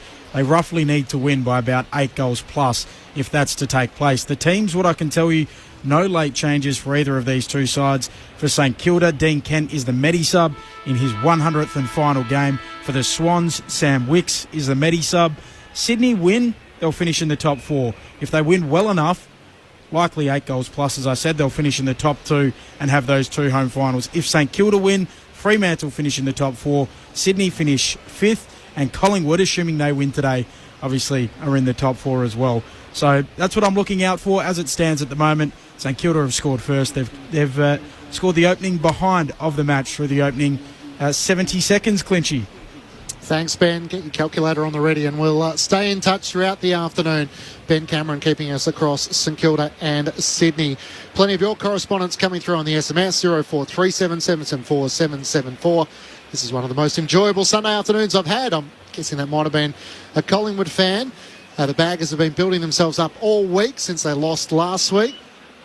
Getting a little bit nervous, and I'm on the edge of my seat. This is a nail-biter And I know this game won't be an easy win for Collingwood, but I like watching Mason Cox. He's having a far better year this year than he did last year. That's from Fran in Melbourne. Jackie on Twitter as well, saying just awesome. And Shauna said, great work, team. By the way, every time I hear the name Murphy called in the game, I keep thinking it's Mark. Well, no, unfortunately, he's alongside us, and that's Nathan Murphy for Collingwood that we're making reference to. Of course, the big news story throughout the afternoon earlier in the day was that the Essendon board had met earlier today. They decided that they would part ways with Ben Rutten effective immediately. So after 44 games at the helm of the Bombers, they will be searching for a new coach. Here were the thoughts of Xavier Campbell, the CEO, and David Barham, the president. Yeah, I feel supported. It's been a difficult week. That's easy to tell. But I feel we're all got the best interest of the Essendon Football Club. That's where there is absolute alignment. I think, look, obviously it's known that I've been a big supporter of Ben, and we've invested heavily in Ben, all those sorts of things. But just like the decision to hire Ben is a decision we make as a group, today's decision is a decision we make as a group. Well, the board is doing what it thinks is in the best interest of the club. So we made decisions that we think give us the best chance of getting sustained success. We've had a long time without success. I think our fans, our members, they all want us to get success as quickly as possible, and that's what we're doing. Look, the board meeting today was a rigorous discussion, and we all had different points of view. It went for 3 hours. It wasn't a small discussion, it was a really long discussion. So everyone will consider where they're at, but no, I think we're going to come out of this pretty united. David Barham, the Bombers new president, as of Monday, taking over from Paul Brasher, and Xavier Campbell, the CEO, who we haven't heard a lot of. So what happens then next year? It's finals, or that coach gets the sack too, or what's the go? Well, it's a good question. I mean, there's only 18 jobs at the end of the day, but if you were a coach in waiting, you'd be thinking long and hard, wouldn't you, about the job you're applying for and the people... Geez, you're under the pump straight up. Well, this and how they're going to judge you. This time last year, we were having a very similar conversation about Carlton. It felt like, what more do they need? They're set up. They've got just about every area of the ground covered. I always say like they're like Noah's Ark. They've got 2 of every animal. They've got 2 up front. They've got Cripps and Walsh. They've got small forwards. They've got Doherty and Sard off the back flank. They went out and recruited heavily. And they had this long, drawn-out departure of David Teague. Essendon have had a long, drawn-out departure of Ben Rutten. Their list is set up to contend now. They go out and go to market and try and get a coach. Carlton went and got Michael Voss. Yep. Spent 22 to 23 weeks in the top 8, and we got a half a footy here to see whether they're going to play finals or not. But as it stands right now, it looks like they're going to miss. And Essendon find themselves almost in exactly the same position. And yet people throughout the majority of the year have said Voss has done a great job and it's been a successful year for Carlton. And if they don't ultimately make the 8, they're going to find themselves in the same spot as 9 other clubs, and one of them is Essendon, probably 12 months behind where the Blues were. It felt like Ben Rutten last night kind of had his David Teague moment. Either back me or sack me, and the news came through before we got to lunchtime that they'd sacked him. Murph, when the players are in this scenario, and it sounds like the Essendon players weren't all that thrilled about the communication that had taken place, how challenging for that playing group can it be? Oh, it's a very challenging period whenever you're at a club and you're a player, and there's a lot of talk and innuendo about what's happening with the coach. So there's obviously going to be players there that love Ben Rutten, and there'll be players there that'll be happy to see him move on. So there'll be players in each sort of camp, and as leaders of that football club, Dyson Heppel's got obviously a big decision to make about his own career, doesn't he, about whether he stays at the football club or he's got an offer to go to the Gold Coast Suns. So there's going to be a lot of change at that football club, but as players, those leaders of that football club need to just make sure that those players are all sticking together, and they take some time now to rest and recuperate and understand where they went wrong from last pre-season and throughout this season, and get better as a playing group. But they're going to have to wait and find out who that coach is going to be. The timeline is extraordinary. On reflection, I know they tried to move to make an 11th hour pitch for Alistair Clarkson, but it's amateurish, you can say. And not to mention the Giants are going to announce their next coach, potentially in a matter of days. Amazing. Players are out in position. It's Collingwood who lead by 19 points, 5-6-36 to the Blues, 2-5-17. Collingwood playing for a spot in the top 4. The Blues need to win to feature in September. Here we go, second half about to get underway. Here's Corbin Middlemass. A bumper crowd, around 90,000 in to watch these 2 arch rivals go at it.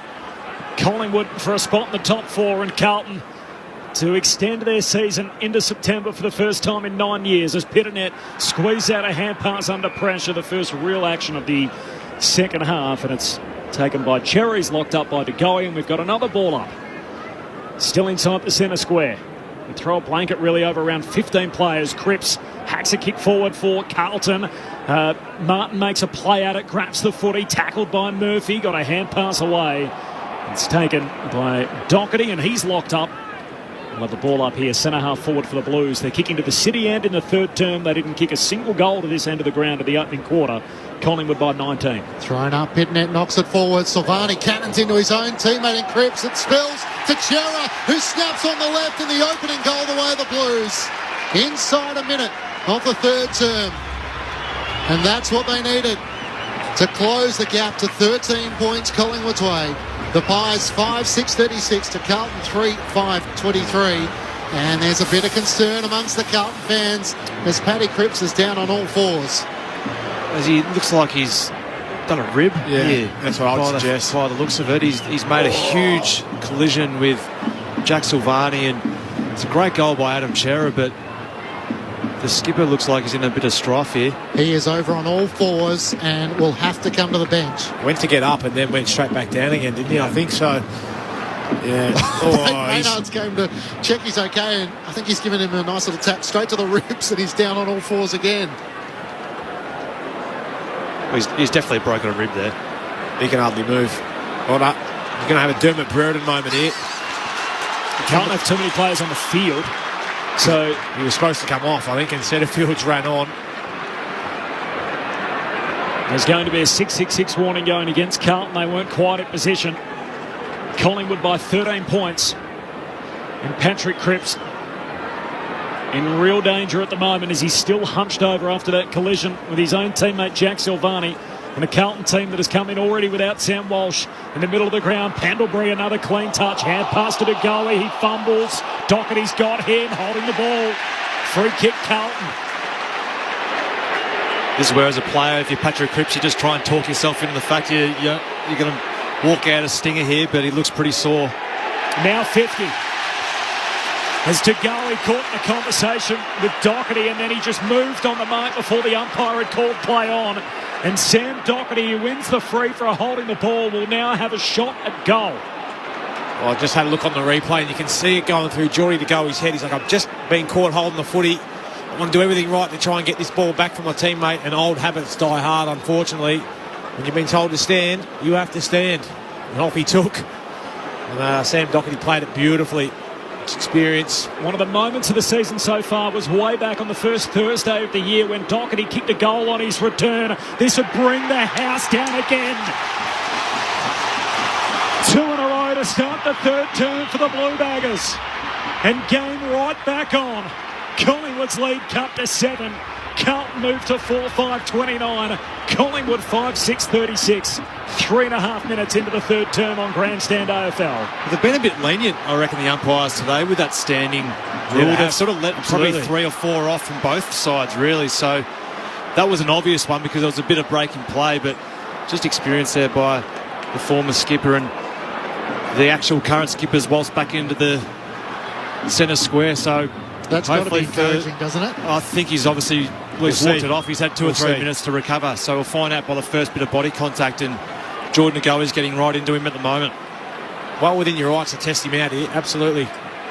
Sam Doherty with his 3rd goal this season, one of 4 Blues to play every game this season, back in the middle of the ground. Umpire slipped over, free kick for a hold, it's going Collingwood's way.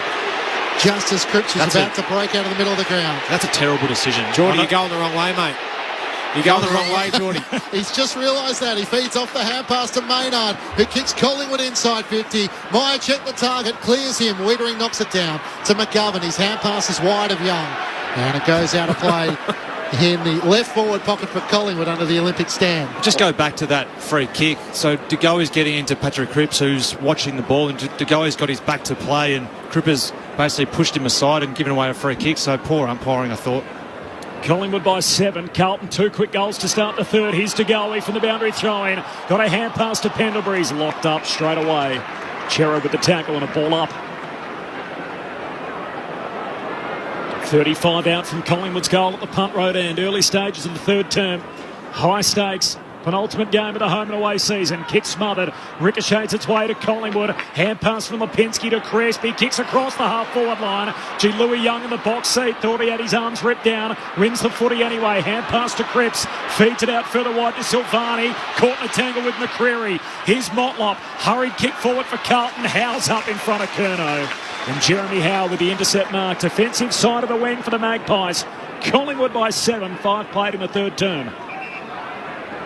Howe gesturing to right half forward where he'll send it towards the middle of the ground. Cameron was bundled over by Pitnet. Saar taps it to the advantage of fellow defender Young. Back to Marchbank. Little fumble. Knocked it away from Sidebottom. Young tried to sock it off the ground. Through the legs of McCreary.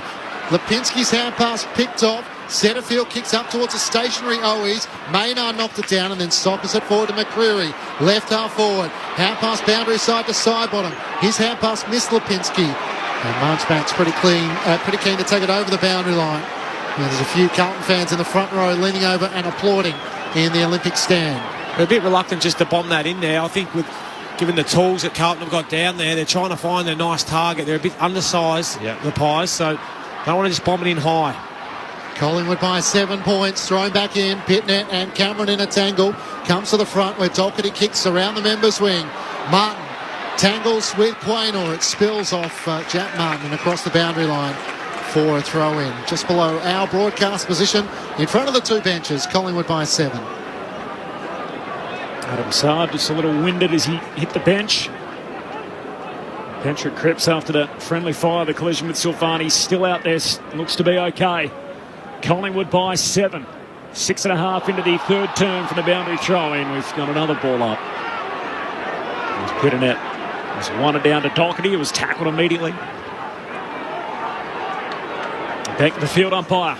Up it goes. Members wing. Cameron grabs it out of the ruck. Hands it to McRae. Hurried kick. Slides off the boot. Lipinski up. No mark. Pressure from Setterfield. Williams keeps it alive for Carlton. Kicks to half forward. Murphy crashes through the pack. Punches it back inboard. Live footy. Curnow onto it. Slips out of his grasp. Picked up by Chera. Spun around. Umpire says... Or one called help without it. One called driven in the tackle. What happens there? It's a free kick for Carlton. Sling tackle, was it? Chera's going to get it.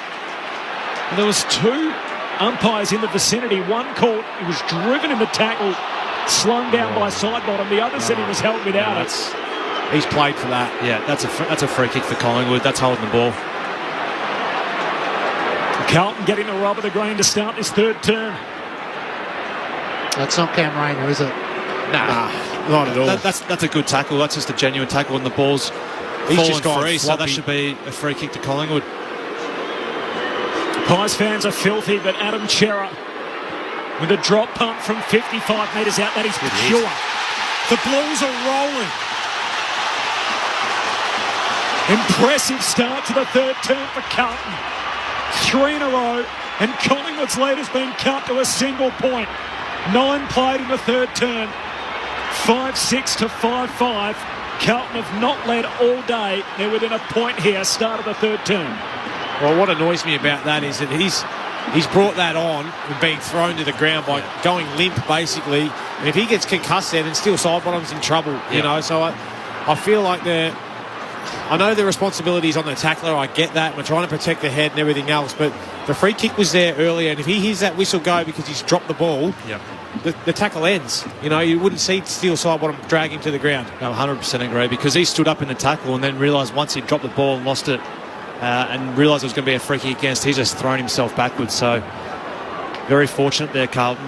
Mark Murphy and Brett Delidio with you on ABC Sport. The Blues as close as they've been since the opening minutes of the match. Cox slaps it forward for Collingwood. Ginnivan couldn't take it. Running onto it, Zach Williams. He kicks towards Chera at half forward. Noble worked him underneath. They slipped over. Noble's hand pass to Nick Dacos. Veers away from Owies. Pulls his kick towards Pendlebury. Trying to hold off Doherty. Spilled it down towards Josh Dacos. He toe pokes it away from Cottrell. Around the members' wing. Myercheck couldn't gather. Wiedering could for Carlton. Back to Williams. Kicks towards Owies and Nick Dacos. It spills to the front. Chera locked up by Noble. Tries to knock the footy clear. Picnic tries to slide in. Nick Dacos got it out to Pendlebury for Collingwood. To Josh Dacos. Ran into Marchbank. Great tackle. Locks him up on the members' wing and wins a free kick for holding the ball. That felt like a moment Big tackle. Yeah, what an atmosphere out there. The whole crowd just standing up and applauding. Caleb Marchbank, who's missed so much footy in front of a packed MCG. Debut back in 2015, just his 52nd game for Marchbank. He comes out wide to Curnow. The Coleman medal winner this year without a goal so far today. They've been at a premium. Carlton going inside 50 to the pack. Jeremy Howe sits in front of 8 bodies, can't rip it down from the sky. What a spectacular fly in front of the pack. Not to be, and a ball up at the foot of the pack. Oh, you've got to pay that. Huge jump. Cox grabs it out of the ruck from the restart. Forward pocket for Carlton. Gets it out of the defensive 50. Off hands of Silvani. Spills to Ginnivan. Tries to soccer it to side bottom. He's bumped over. Says that's all fair. And a boundary throw in. 60 out from the Carlton goal. Jeez, how about the hang time? Got horizontal, Jeremy Howe, and then took the ball all the way to ground. And it was only the impact with the ground that bobbled the ball free. Incredible aerial leap.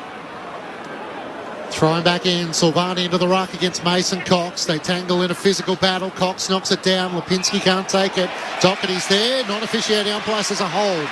And it's going the way of Sam Doherty for the Blues. Between wing and half forward on the members' side.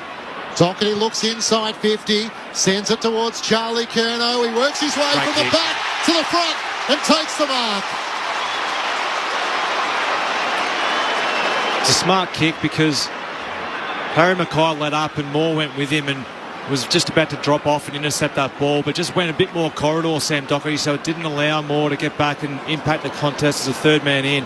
And just let Charlie Curnow just run and jump at it, which is when he's at his best. Slightly right of centre, 35 metres out from not playing footy for more than 2 years to winning the Coleman and putting the Blues in front. Here they come. And listen to the noise from the MCG. 12 minutes gone, third term. Carlton lead by 5 points. They've kicked 4 goals to none in this third term.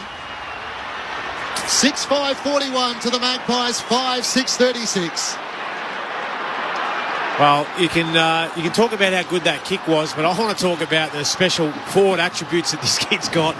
My God, he's come from about 20 or 30 metres away with someone hanging off him, but just launches at the footy. And that's the beauty of Charlie Curnow. He's not 199, with go-go gadget arms. He just goes off pure athletic ability, work rate, spring, good hands, and he's added kicking straight mostly to his game this year. The game living up to the event. First lead change of the contest. Carlton in front by 5. Cox in the middle of the ground, tackled with it. And Silvani lays that and will have a ball up inside the centre circles. Cox picks himself up.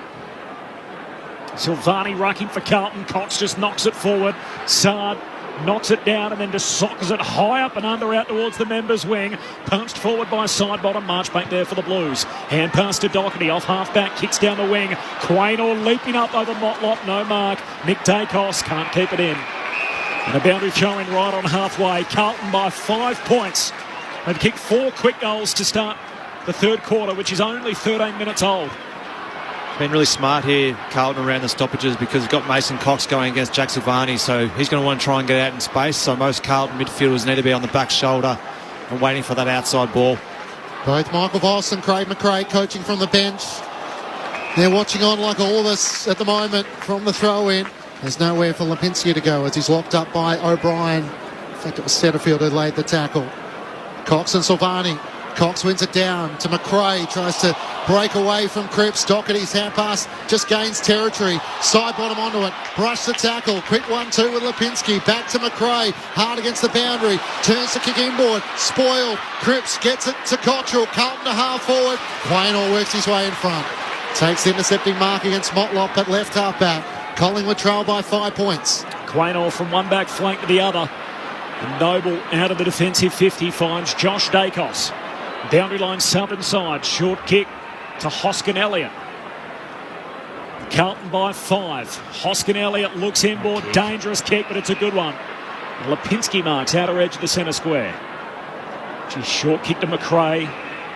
Drops down to one knee to take the mark. Logo southern wing. Plays on by hand to Noble.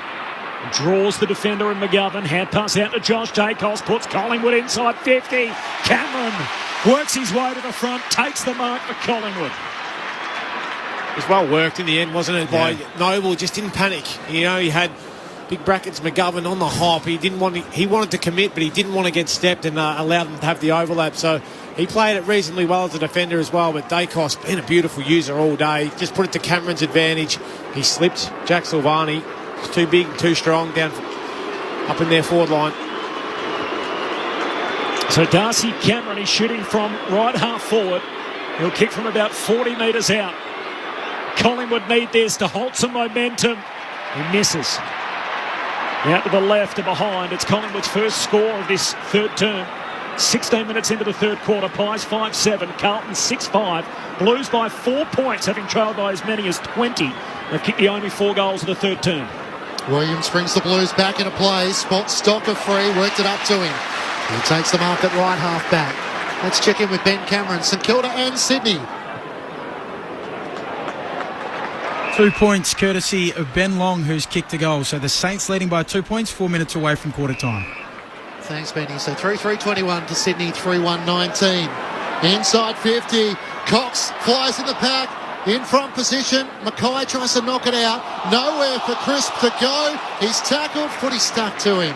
And the umpire will pull it up after Fisher's kick inside 50. How good Sam Doherty been the start of this third quarter. It's been enormous around the ball, and Zach Williams starting to get his hands on the ball around the half-back flank. From the restart, Cottrell squeezes the kick forward. Motlop in front, no mark. Pack forms around him, ball up. 35 out from the Carlton goal. He's had 6 disposals so far, Sam Doherty, this third quarter, and 3 clearances and a goal. Silvani again, undersized, rucking against Cox. Silvani wins a head out, but side bottom for the Magpies. Hand pass to McRae. Out of the defensive 50, only momentarily. Cottrell marks. Between wing and half forward for Carlton, it's a crowded forward 50. He's going to go long into the right forward pocket at the city end. In front, Mackay rips it down as a number of bodies hit the deck behind him. And Harry has it right forward pocket. Put it in the book, don't you, from here with this left foot curler. It's where he's most comfortable. How strong was that? Big Mason, if you're going to get down there and help your defenders, you've got to get some body on, or you've got to impact the play. Did neither. It's a big mark with Jeremy Howe as well in that contest, so 2 for 1. Mackay, left foot to bend it back through. In it goes, and the Blues are humming. 5 straight in this third quarter. And what was a 20-point deficit is now a 10-point lead for the Blue Baggers. 7-5 to 5-7. 18 minutes played in the third term. Harry Mackay with his second. It's been the story of their year, Carlton. They go on really hot streaks, don't they? They do. Ride the momentum. They've been able to win games of footy purely by just 20 to 30 minutes of really strong football where they just go bang, bang, bang, bang. And that's what they've done so far here in this third quarter. But we know from what we've seen from Collingwood, they'll keep coming because they just always do it. They've got enormous belief in the way in which they go about it. So you couldn't be any happier, though, if you're a Carlton fan here today watching the way in which they've come out after this half-time break. They've just looked in control of the ball. They've set up really well defensively, been terrific around the contest. Mark Murphy with you on ABC Sport. Tim Hodges on the boundary. Harry Mackay straight off the ground after that goal. He was pretty uncomfortable after taking that mark. He's gone straight down to the rooms. Cripps got the clearance to Pitnet, back to Cripps. The centre field kicks towards 50. Cripps involved again. Hand pass to Owies at right half forward. O'Brien inside 50. Almost Setterfield couldn't. O'Brien it was Setterfield. Couldn't quite take the mark. Lunging down low to his left. And Collingwood's able to lock it up 45 metres out from the Blues goal. 5 goals straight for Carlton in this third term. Collingwood have managed just behind. Pitnet tries to knock it down. Squeezed forward by O'Brien. It comes the way of Crisp of Collingwood. He kicks towards half-back. Elliott knocks it on. Got it to McCreary. Collingwood streaming down the members' wing. Second bounce to McCreary. A third as he gets the left half forward. Can he go all the way? Squares it up. Lipinski can't take the mark. Spoiled down by Stocker. Got it to Chera. The Blues out of defence. Assad gives it to Williams. Williams kicks up the members' wing. Silvani and Murphy carries them both. Fisher's there for Carlton. Keeps it in the field of play. Kicks to Curnow one-on-one with Moore. Curnow wins. Wow. The All-Australian calibre defender and the Coleman medalist, and Charlie Curnow takes the mark in the one-on-one. I'm disappointed for Bo McCreary because he had the speed to continue to go there. It was just, he was trying to be unselfish and bring his teammates into it, but he needed to back himself, finish that goal. But how good was the return serve of Carlton there. Zachy Williams half-back, and then the nice kick to Curnow in front. Big kick this from outside 50. What a roll they're on. Curnow loads up from long range. He's going to miss out to the right. Carlton a 7-6, Collingwood a 5-7. The Blues by 11 points, time on in the third term. It's great football to watch at the moment. It's so aggressive with their ball use, both sides at the moment. It's been a real finals-like game. 5 goals won, the Blues in this term. As Maynard kicks long, up goes Young and Pitnet. Neither can take the mark. Chera for Carlton to Young. Tackled by Johnson. McCreary over the top, and the umpire will ball it up. Just alongside the AFL logo on the members' side. So 7-1, the tackles inside 50, Carlton's way. They've taken 8-6 marks inside 50 as well. Pitnet tries to do the roving. Kicks towards half forward. Fisher knocked it on. Cleverly to Silvani. Hand pass to Setterfield. Long to Curnow. Moore spoils it down. Curnow at ground level. Can't get boot to it. Motlop swoops on the left. Kicks the goal. Jesse Motlop providing the X factor. And the Blues have kicked 6 goals to none in this third term. They're out by 17. 8-6-54 to Collingwood 5-7-37. 21 minutes gone, third term. Well, this is going to test out Collingwood here, because once they usually get behind, they go even more adventurous, don't they? Go back through the middle and really take the game on. Unfortunately, they're just panicking a little bit with the footy. They're not playing that calmness, or with that calmness that they had at the start of the game. They're absorbing the pressure, being calm with their hands, hitting their targets. But then we see Jack Chris get one across centre-half back, just rush, bang, and try to get it going forward. You know, that's where I think Collingwood just need a calm head. Can we find a couple of targets, get it forward and get a shot on goal just to take a deep breath? But tell you what, Carlton are riding this wave of momentum at the moment and cashing in. 17 points, Carlton's lead, having trailed by 20. What a swing in this game. 6 goals plus as Pendlebury in the middle. Hand pass away to Elliott. Some go forward for Collingwood. He overcooks the kick. And Williams takes the intercept mark.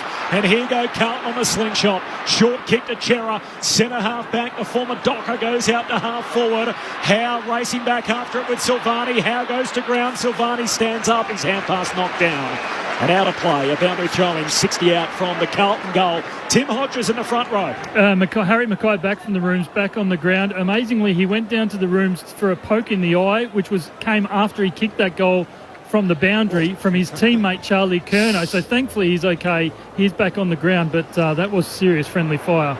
So a bit of friendly fire in this third term for the Blues, with Cripps and Silvani colliding. Mackay getting some friendly fire. Pitnet taps it down to the front. Cripps runs out of room. Doesn't surprise me with Charlie Curnow. He's all arms and legs. A big thoroughbred. And a throw in at right half forward for the Blues. What a surge it's been in this third term. They lead by 17 points. Cameron tries to knock it down for Collingwood. Cripps brushes the tackle, kicks a high ball inside 50. Motlop's in the pack, can't take the mark. Silvani runs onto it. Hand pass to Cottrell, turns on his left, snaps on goal. It's across the face to the left. And a minor score. The Blues by 18 points. 23 minutes gone, third term. I think that last stoppage, that's been the difference in this third quarter, Lids, is the clearances. They're winning them, but they're getting yardage from clearances, whereas the first half they're probably handballing a little bit too much, Carlton, around the stoppage, whereas now they're just starting to get the ball forward by foot. More on the kick out, goes wide to Cameron, one-on-one with Pettinet. Pettinet brings it down for Carlton, side bottom there though for the Pies. Hand pass to Nick Dacos, back to Cameron, still at half-back, hurried kick down the wing, lands on its point, high bounce. Elliott tries to knock it on, but straight into the lap of Williams, puts Carlton inside 50. Howe leads to the footy, Mackay knocks it out of his hand, side bottom mops it up. Sweeping hand pass back to Moore in the defensive 50. Looks out to the southern wing, puts it out to Lipinski, who takes the mark. Out right half back for Collingwood. Works it up by foot to Myercheck. He marks between wing and half forward. Crisp is running hard. Puts it towards him. Wietering the other way. Got a spoil onto it. Carlton are winning all the big moments at the moment. And spoils it out of play, much of the applause of the Carlton fans. It was a big moment. Jacob Wietering had the job there, and Johnston left his man to go make an impact, and that he did, and got the ball straight over the line. So huge play there with Crisp out by himself.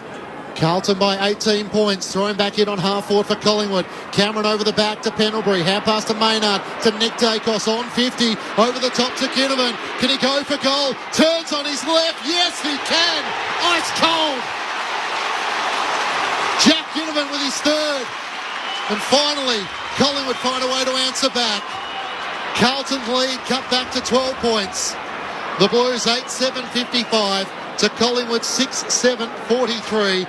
Jack Ginnivan with Collingwood's first goal since the 23-minute mark of the second quarter. You keep on hearing about Jack Ginnivan not having too many tricks or not something too exciting about him. But how many do you want? How many tricks do you want on a big stage? Just to turn on your left there and just composed as anything and just go back and slot that from 45 when all the momentum of this game has been shifted straight towards Carlton's way. He's been fantastic. He's kicked his third, but just been awesome all year. This time last week he had ice on his left hamstring and he is bobbing on through on the run. Saving himself for the big stage, Corby. Match-winning performance on Anzac Day. Picked up the medal as the player judge Besterfield. He's got 3 of Collingwood's 6 here. And a crucial goal in the context of the game. Carlton by 12. Free kick in the middle. And a high tackle. It's going Chera's way. So another centre break coming up for Carlton, who have dominated this third quarter. 26.5 minutes old, the third term. Chera long kick inside 50. Mackay up in front, spills down to Martin. Hands it to Cripps. Sweeping hand pass to Curnow. Standing start, 45 out. Curnow has got another for the Blues. A quarter that wouldn't look out of place in September. Carlton by 18 points. And Charlie Curnow kicks his second. Both of them coming in this third term. And Carlton make it 7 for the term. 9-7 to 6-7. A 3-goal lead for Carlton late in the third term. Well, what I love about that, Murph, is that Charlie Curnow sitting the other end. He's like, okay, I see you, Jack Ginnivan. I see it and I raise you one. I'm just going to go right foot to the boundary, one step, knock it through. That's a big-time goal from a big-time player. Love it. You'd almost rather Charlie Curnow not have set shots from inside 50 and just get the ball given to him over the top like that, because that's just pure class from the big fella. And signed his big 6-year deal. He's been a bit of a unicorn through his first part of his career and just been awesome so far. Carlton by 18 points. They answer straight back. Cripps with the clearance to Silvani.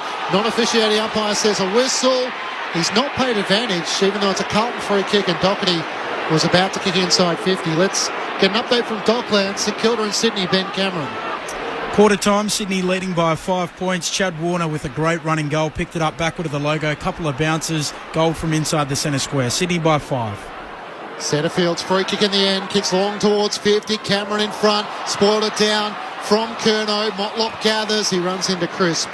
And Jack Martin lays the tackle to lock the ball inside 50 for the Blues. Over 90,000 at the MCG. Carlton with finals on the line, lead by 18. One down to Martin, shakes a tackle, kick smothered, spills down to Motlop, taps it to Doherty, still centre half forward for the Blues. Hand pass to Cottrell, gives it to Setterfield, kicks to the top of the goal square. Curnow dragged down, no free kick. Line footing forward pocket for the Blues. Cripps knocks it out back door. Motlop hands it to Mackay for another, he misses. A little too much band over his shoulder. And a behind Carlton by 19 points, so from 20 down to 19 up. 9-8 to 6-7. Approaching the half-hour mark in the third term. When you talk about forward pressure that we wanted to see from Carlton, they've had 7 tackles to Collingwood's 1 inside 50, so they've certainly stepped that up in this third quarter. Nick Dacos brings Collingwood back into play, kicks towards Johnson, who flew at half-back, couldn't take the mark. Cripps in front position, knocks it towards O'Brien, and it goes out of play. Carlton with 7-3 in this third quarter to Collingwood's 1-1. It's the inside 50s. It sort of feels like the Blues. This quarter? Yeah, this quarter. It is 14-5 in favour of Carlton. Guys are having to do a lot of defending at the moment. Silvani in the ruck against Cameron. Cameron knocks it down to Pendlebury. Tackled by O'Brien, but squeezed to kick up the members' wing. Elliott tries to gather. Hand pass to Dacos. Under pressure from Doherty. He was taken high. And Collingwood a little bit fortunate to get a free kick there as Dacos plays on. Dacos looks inside 50. Myercheck and Ginnivan both down there. Myercheck's got it. A good mark, wasn't it? Isn't it? Yeah. Contested mark. Out of position. Just good use of the body to get rid of Lewis Young. It's going to be a big kick from here. He's already missed one. outside 50 on the other side of the ground and an easier set shot inside 50. Just got to start it just inside the right-hand post, let it drift back. He's certainly got the distance. Slightly worse than a 45-degree angle. Left half forward. Brody Myercheck. Superb drop punt. Sails goalward. He can't quite sneak it through. Catches a bit of the post.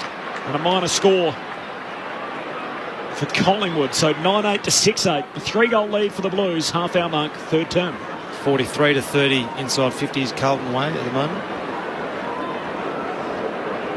Patrick Cripps with 7 disposals in this third quarter. Assad kicks along towards Mackay, can't take the mark. His fellow forward Curno's there. He kicks the ball end over end around the members' wing, but Darcy Moore's the loose for Collingwood. Reloads inside 50. Myercheck crashes the pack. Stocker carrying it into. It clears to the back where Saad gathers. Under pressure, it bounces away from Cox. Chera knocks it on. Noble after it at half forward for Collingwood. Can't gather. Chera pressuring him. Wins it for the Blues. Dragged down by Noble. Great tackle. Good contest from both players. And the umpire will board up just at the edge of the centre square. Collingwood just short of half forward, trailing by 18 points.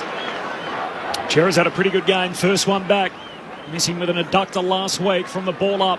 Pendlebury trying to hand it out. There's a free kick for a high tackle. It's Nick Dacos who's caught high. Easily his best game for the year, Corby. Yep, Chera's been fantastic so far. One of 2 Blues coming back in. His first year at Princes Park as Nick Dacos kicks inside 50, hands on it from O'Brien, had his arms chopped. Free kick, Carlton at half-back. Well done, sitting back in the hole there. Not a position you want to be in when you're a small bloke sitting back in the hole with Collingwood forwards bearing down your neck, so well done going back with the fight. This man laid in for Sam Walsh, who's missing today for just the second time after making his debut in 2019 as the long kick heads down the wing and O'Brien's kick marked by Mackay. And he looks back across the ground to Saad, who marks still at halfback. Sides against going into the corridor and goes back to Harry Mackay. 32 minutes gone, but it's been a quarter which has featured 8 goals, so it'll run a long time. As Mackay goes short to O'Brien. So maybe a little bit longer than what the players might imagine. O'Brien kicks towards Cripps. He's in a wrestle with Maynard. Maynard reaches over, gets a fist onto it and spoils it out of play. Carlton by 18 points, 32 minutes gone, third term. Coming up after this match, we'll take you to Docklands for St Kilda and Sydney. Silvani to do the ruck work against Mason Cox. Thrown back in. Cox reaches over the top. Punches at boundary side. Bounces in front of Doherty and Josh Dacos. Dacos picks it up. Hand pass to Pendlebury. Under pressure. Setterfield lays the tackle. And locks the footy up at right half forward for the Blues. Earlier today, the Dogs coming from 18 down to beat Hawthorn by 23. Dare say they'll be on their way back from the upper aisle. I hope they got Wi-Fi up there. They need Collingwood to win to play finals, and at the moment it's Carlton by 18 points from the stoppage. Maynard kicks down the wing. There's a free for a hold again. It's going Carlton's way. And Louis Young's going to take it. An enormous third quarter from the Blues, having kicked only 2 goals in the first half. They've put 7 past Collingwood here to come from 20 down to lead it by 18. In the 34th minute of the third term, Doherty inside 50, Mackay flies, no mark, spills down to Martin, still in Carlton hands at half forward. Cripps, hand pass away to O'Brien, kicks long to Curnow, one out in the cage, getting back, Crisp lends a hand, he punches it towards the boundary line, and it bounces off the behind post, and as a result, we'll have a boundary throw in. Forward pocket for the Blues, a massive Carlton quarter, they lead it by 18 points. Approaching three-quarter time. Had 10 tackles inside 50, Carlton, so far this game. It's big. Good pressure. Big numbers. The Blues had 2 goals to half-time. They've kicked 7 in the third quarter. Cox got rid of Mackay. Couldn't get a clearing kick. It spills to Crisp. His short pass finds McCreary. Still inside the defensive 50 for Collingwood. 34 minutes gone, third term. Kicks out, looking for Noble on the members' wing. O'Brien went back with the flight. Didn't give away the free kick and kept the footy in front of him. And taps it out of play. A few Carlton fans leaning over the fence on the members' side with plenty of encouragement. Clinchy, just there you could see the difference from the first quarter. Yep. The small forwards of Carlton really chasing out hard. Didn't allow their half-backs of Collingwood to get on the run, get the overlap going forward. Well done. Get you to give us a snapshot for our listeners that might have joined late as to what the Blues have done in this third term. As Setterfield bounces off the Josh Dacos tackle, kicks towards Charlie Curnow, who almost crashed the pack. Darcy Moore gathers, hand pass to Nick Dacos, miss Pendlebury. Sard for the Blues is onto it. He squares it into the middle of the ground and Cottrell marks. Cottrell's looking inside 50, wants Mackay, wrong foot's Howe. Howe follows up, spoils, but straight to Motlop for another. Yes! They've got something special cooking, Carlton. An 8-goal third term. Jesse Motlop kicks his second of the quarter, and Carlton move to 10-8-68. Collingwood 6-8-44. The Blues by 24 points in what is a 44-point swing in the game. 36 minutes played in the third term. We don't get many opportunities when you're small forward, and what's expected of you is to really harass and pressure on the way out. But when you get your opportunities, you've got to make the most of it. And Jesse Motlop has been so clean today. He's only had the 6 disposals. He's kicked 2 goals, and there's 2 goals in this third quarter where he's been in the right spot at the right time, where all small forwards should be, and that's front and centre. So for any young guys who are at the game watching, that's what you should be doing. That's exactly right. Just getting to the footy of your big tools and just being clean with the football. He's been fantastic. From the Northern Territory in Western Australia to the MCG, the third time he's kicked multiple goals this season. Collingwood trying to get the clearance through Pendlebury, trying to knock it onto Maynard. McCreary read it best. He gathers back into the middle of the G to De Goey, kicks inside 50. Meyer checking Elliott. Elliott can't take the mark as it bounces off his chest. Hoskin Elliott's there, tries to stand up in the tackle, but Wiedering's got him. And the umpire will ball it up. 25 metres out from Collingwood's goal at the punt road end. Carlton by 24 points. Having kicked 8 goals to 1 in this third term. Umpire throws it up. Cox and Silvani, neither with a decisive tap. Sard locked up by Maynard. And the siren sounds for three-quarter time. Carlton, having trailed by as much as 20 points, all of a sudden find themselves leading by 24 at three-quarter time. 10-8-68 to Collingwood, 6-8-44. The Blues leading by 24 points at three-quarter time. So many players with goals in that third quarter for the Blues, including Motlop, who kicked 2 himself, and Charlie Curnow, who kicked 2, and Cherub. All 3 of those players kicked 2 goals in that third quarter. 2 to Harry Mackay, individuals to Doherty and to Owies. Meanwhile, for Collingwood, 3 goals to Jack Ginnivan. He kicked their only goal of that third quarter. Individuals to Sidebottom, Crisp and Johnson. Three-quarter time at the MCG. The Blues leading by 24 points. Let's check in at Docklands, St Kilda and Sydney. Ben Cameron. Sydney leading by 4 points as it stands at the moment. Clinchy 5-2-32 to St Kilda, 4-4-28. That's 7 minutes into the second term. Max King with 3 goals. As I mentioned, Chad Warner, a fantastic running goal for Sydney. But 4 points, that's the Swans' lead 8 minutes into the second. Thanks, Ben. Ben Cameron keeping us across events at Docklands. Great to have your company on Grandstand AFL on ABC Radio and ABC Sport Digital. Got a minute? Dip into StoryStream for quick, easy, real stories from across the country. I was only 11. Apparently I was qualified to be the translator. When you're part of a team, you do it because you love it. Even now, I just get a little bit giggly thinking about it. Oh, it's just so exciting. Continuous, skippable Australian stories. Exclusive to the ABC Listen app. I was going to say something else then, but anyway.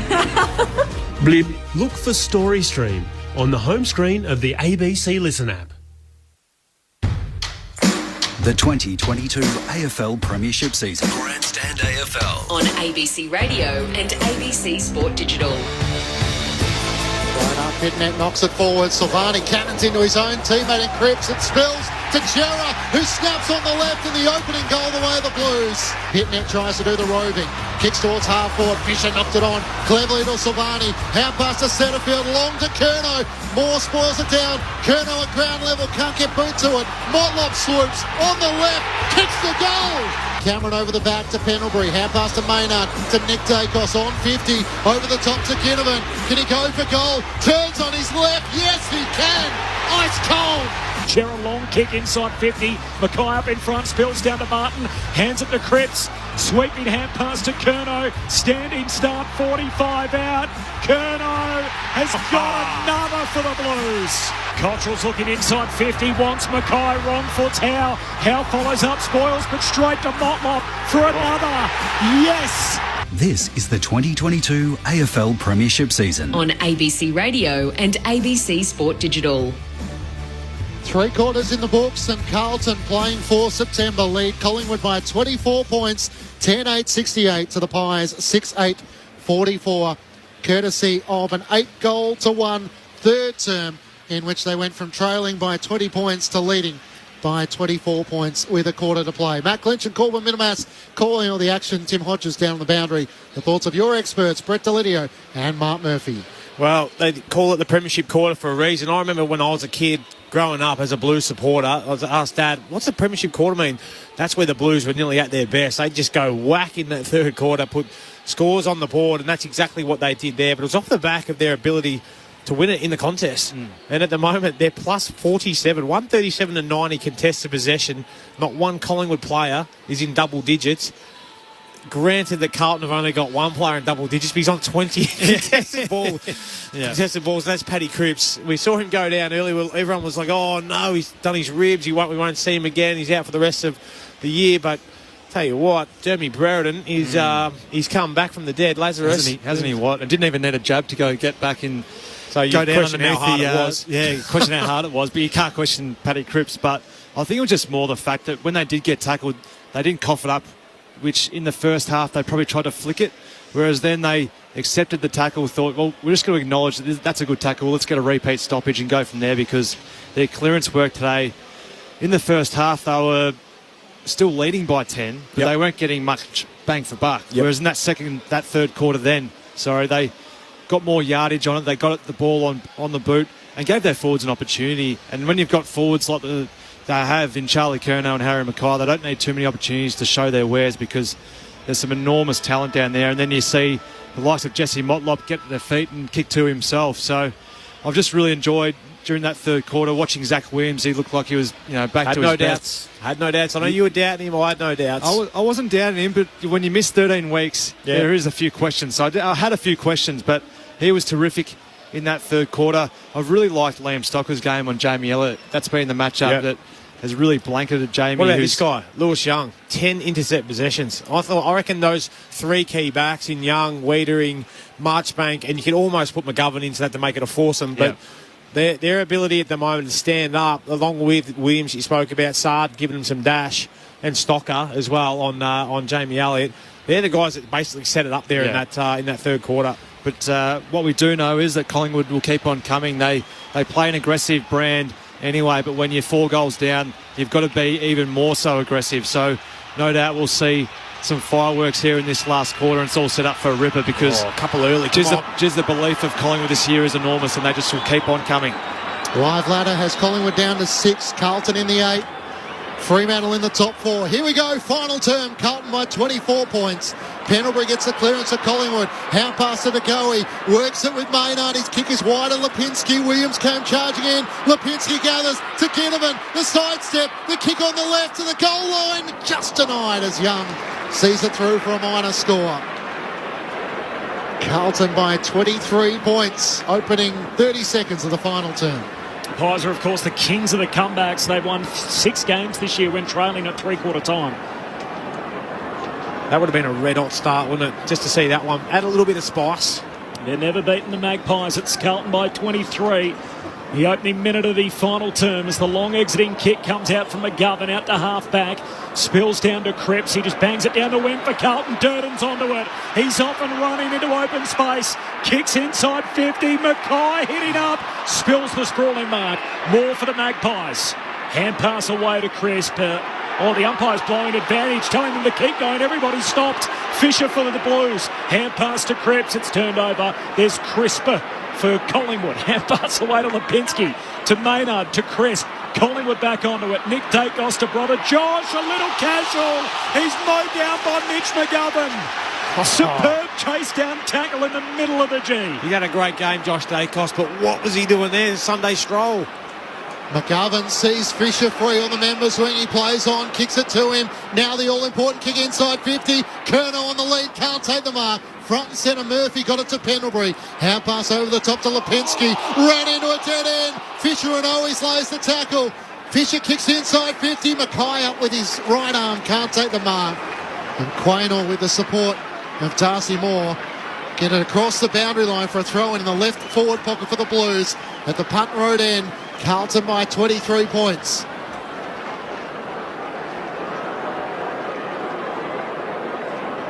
Amazing third quarter for the Blues with 8 goals to 1 from the boundary throw-in. Pies have it through Nick Dacos. Crisp has a fumble. Loose footy, 20 out from the Carlton goal. Cameron grabs it, bangs it out of the defensive arc, but straight to McGovern. Marks for Carlton, 60 out. Crowded forward 50 to the Punt Road end. McGovern's just going to lay it up. Down in the direction of Cripps. Shepherd. The ball's going to be turned over. Cripps doesn't realise it as Murphy takes it out of his hands, and an illegal Shepherd free kick for Collingwood. That was Jack Silvani, just basically made body contact with him and trying to attempt the marking contest, so fair enough. So Cameron has it last line of defence, sends it long towards half-back. Johnson's there, Marchbank in from the side, can't take the mark. Lipinski to Maynard, kicks towards a vacant half-forward line. Racing after it, Myercheck. Tapped to his own advantage by Young. Myercheck, little toe poke towards the boundary. How the umpire team this? Wow. Not sure that's a great feel for how close the game is, and the Blues will take the free kick. Come on. That's rubbish. He was being held as he threw a boot at it. Marchbank takes the free kick for Carlton. Kicks towards Pitnet and Cameron. Cameron spoils it down for Collingwood. Owies can't take it. In goes Cripps, as he's done all afternoon, trying to get the hand pass out to Pitnet. Can't pick it up. Elliott slides in. Fisher has a go. Might have thrown it to Pitnet. Got away with one. Kicks inside 50. Quaynor reaches over the pack. Punches it down. Cripps through traffic. Hand pass to Owies. Kicks to Curnow. Not sure it was intended for him. Charlie wastes no time. Steps out. Snaps on the right and misses. As Owies has downed off the ball. Carlton lead by 24 points.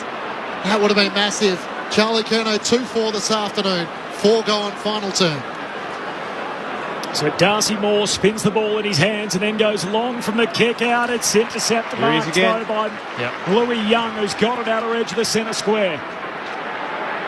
What a day he's had behind the ball for Carlton. Kicks inside 50. Bounces off Murphy's chest. Builds to Quaynor. Mackay tackles him and a ball up 20 out from the Carlton goal. What a recruit Lewis Young's been for Carlton for really not much. Yeah. Been fantastic all year. Blues deep in attack. Thrown up. Mackay doing the ruck against Cameron. It spills down to him. Kick is smothered by Nick Dacos. Durden onto it. Swings onto the right. He misses to the right-hand side. 25 points, Carlton's lead. They've threatened in this final term. They are firing some bullets at Collingwood here to start the last. There's more from the kick out, finds Cameron at centre half back. Cameron away to Lipinski, short kick to DeGoey.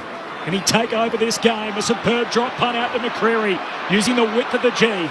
Marks 70 metres out right half forward. High kick. Johnson's got a run at it. Over the top comes Louis Young.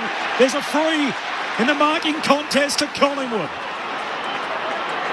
Not sure it was there completely. Wiedering was just trying to protect his space, just threw an arm back, but Johnson was ready to launch, wanted to sit on ahead. He ran straight into that right arm of Wiedering. Not sure I agree with that, but I didn't agree with the deliberate one either. This one could have a bit more of a price on it, though, with the shot on goal. A bit more of a dangerous free kick, this one. They've kicked only 1 goal after half-time and seen 8 go through at the other end. Ash Johnson, the 24-year-old, in just his 6th game of footy. Carlton's lead at 25. To try and wipe 6 off that is one to grow on for Collingwood. He pops it through, and the Pies get the first of the final turn. Carlton by 19 points. The Baggers 10-10. The Magpies 7-9. Brett Delidio, Mark Murphy, Grandstand AFL. Well done by the young fella, and only his 6th game to go back and kick that one straight through the middle. A little bit of a touchy free kick, but Carlton, it's hopefully for their sake they don't look back at the first 5 minutes of this last quarter and think about what could have been, because they've had a few not easy opportunities, but some chances that they would have liked to have capitalised on, because Charlie Curnow probably rushed his a little bit too much. Paddy Cripps and Jack Silvani's contest, giving away a free kick, and then Durden's miss as well. But it's all to play for here in the last. You did say that he should play on, so he probably heard He was listening to me, probably. Carlton by 19 points. Paddy Cripps with 30 disposals, 23 contested. No one's had more than 9 on the ground apart from him. Doherty gets the clearance, kicks inside 50. Moore was able to spoil it away. A chance still for the Blues on 50. Owies to Durden. Tackle, dispossessed. Crisp plays the tackle. Cottrell tries to rip it clear, but Jack Crisp on the bottom of the pack can't get the footy clear. And there's a bit of pushing and shoving off the ball. Charlie Curnow's involved. Cottrell. Nick Dacos, the umpire sets it in the air. Cameron knocks it down. Here's Cripps. Jams it on the boot. Right forward pocket. Kicks towards Motlop and Murphy. Murphy juggles the mark. He marks 5 metres out from his defensive goal. Carlton by 19 points. Short to Noble, right back pocket for Collingwood. It's nothing that hasn't been said before, but Cripps' ability to walk through a tackle is jaw-dropping. Just an unbelievable presence that he has through traffic as Noble on the boundary line to side bottom. Hand pass to Lipinski, leaves it for Howe, who runs along the boundary line, chips it to McCreary over his head, and Wiedering takes the intercept mark for Carlton. Pulls it back inboard to Setterfield. Blues by 19, they're going forward again. Setterfield down to Mackay, he marks at left half forward. 52 out. Dishes off a hand pass to O'Brien. The left footer loads up, kicks it to the goal square. Motlop down there. Maynard punches it through. And a rush behind. Carlton by 20 points. 8 minutes played in the final term. A 40-point swing in the game after trailing by 20 in the first half. Let's check in at Docklands. St Kilda and Sydney. Ben Cameron. Swans starting to break this game open. They've kicked the last 3. They lead by 23 points. Time on in the second. Thanks, Ben. The kick in. Duties from Maynard towards half-back. No mark claimed as McCreary spotted Johnson. He takes the mark at right half-back. Sidebottom trying to get involved around the back. He was cut off by O'Brien, so Johnson will have to kick around the members' wing up towards Elliott. It's over his and Stocker's head. Running onto it, Young dribbles a hand pass around the boundary line. O'Brien with a kick back up the wing. Harry Mackay shoved out of it, and Howe takes the mark for Collingwood. Blues by 20. Could he be the best player on the ground, Louis Young? He could be. He's been fantastic. Making a case. Yeah. Unbelievable. As Howe kicks down to half forward, and there's Lewis Young. Got his own ball. Played finals last year with the Bulldogs. His last game for them was that semi-final against Brisbane. Didn't play in the prelim or the grand final. Traded over the summer to Carlton.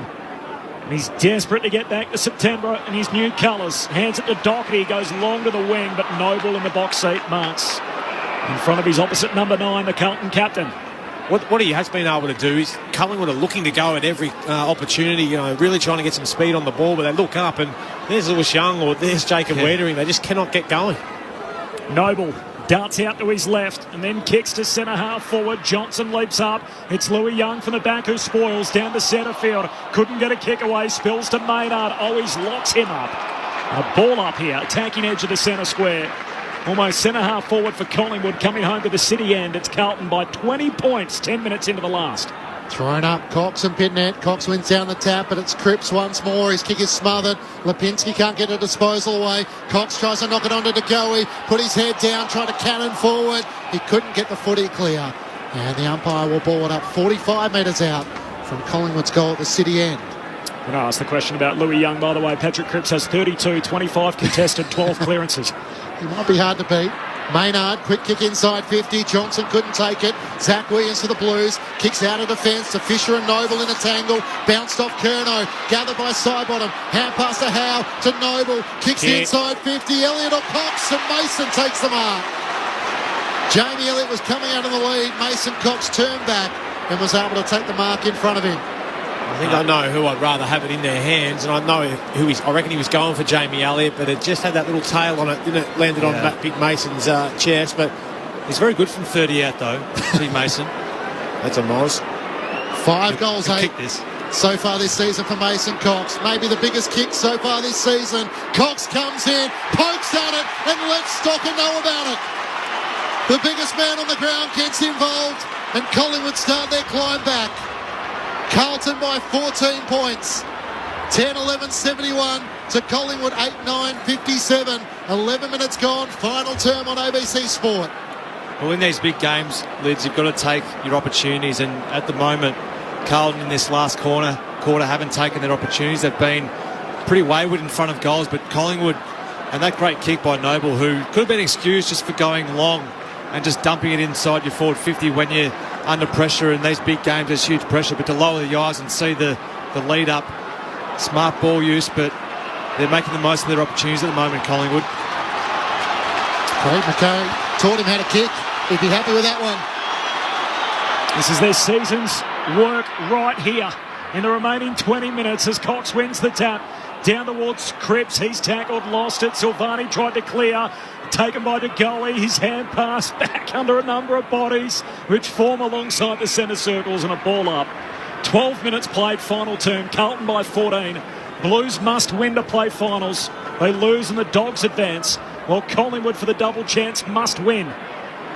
Free kick in the middle. Ruck infringement going Collingwood's way. Pendlebury takes the advantage. Hand pass to De Goey. Kicks inside 50. On the hop to Jamie Elliott. Tackled by Stocker. Gets a kick away. Cottrell takes it for the Blues. His hand pass got to Sard. Sockers it out of the defensive arc. Cherry against the boundary line. Tumbles a kick down the wing for the Blues. Moore's up to meet it. Still in the front half for the Pies. Hand pass to Pendlebury. Between wing and half forward. Kicks into the pocket. Overcooks it. Myercheck collects but runs out of room.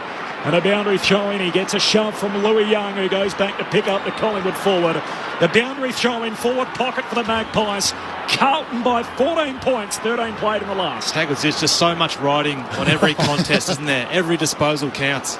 Hope you're enjoying the ride on Grandstand AFL. Thrown back in. Cox taps it down. Sard with the clearing kick for the Blues. Up to the wing.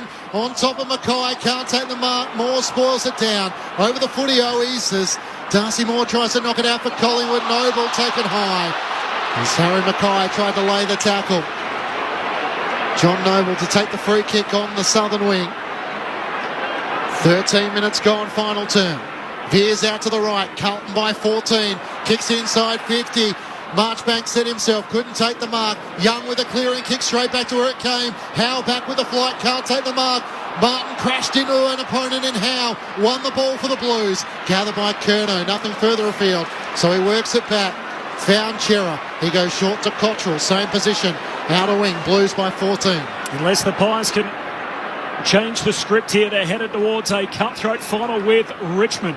Oh, beautiful. As Cottrell goes short to Chera against the boundary line southern side. Still a bit to play out, and the players have a chance to change that story as Chera goes down to half forward and Curnow marks. Again wins a one-on-one, outmarking Murphy. Murphy retreats on the mark. Curnow still 70 from home. He looks into the pocket for his skipper. Cripps got hands to it. No mark. Quaynor knocks it out of play. And a boundary throwing 30 out from the Carlton goal. That'll be an exciting game, Corb. Jeez, will this place be rocking? And Carlton, they would be playing Brisbane under the current scenario, but there's a whole lot of footy still to be played. 15 minutes gone in the final term. You've gone early. Thrown back in. Cox wins down the tap and then volleys a kick out of the defensive 50. Sard for the Blues. Hand pass to Doherty. Back to Sard. Right half forward. Cottrell retreats back to Wiedering. On the wing. Kicks inside 50. Curnow can't get a run at it. Mason Cox almost took the mark and then played on. Tackled. Lost it. Comes the way of Silvani. Squares it up. Down low. O'Brien just got his fingers underneath it. Takes the mark just outside 50. Just needs to be composed here. Doesn't need to rush himself. He's about 60 out. He can't seriously have a shot, can he? I think he can. He can run to 50 and have a shot. Jack Ginnivan has to stand on the mark, so he veers out to the left, gets every inch, goes bang, and just misses to the left.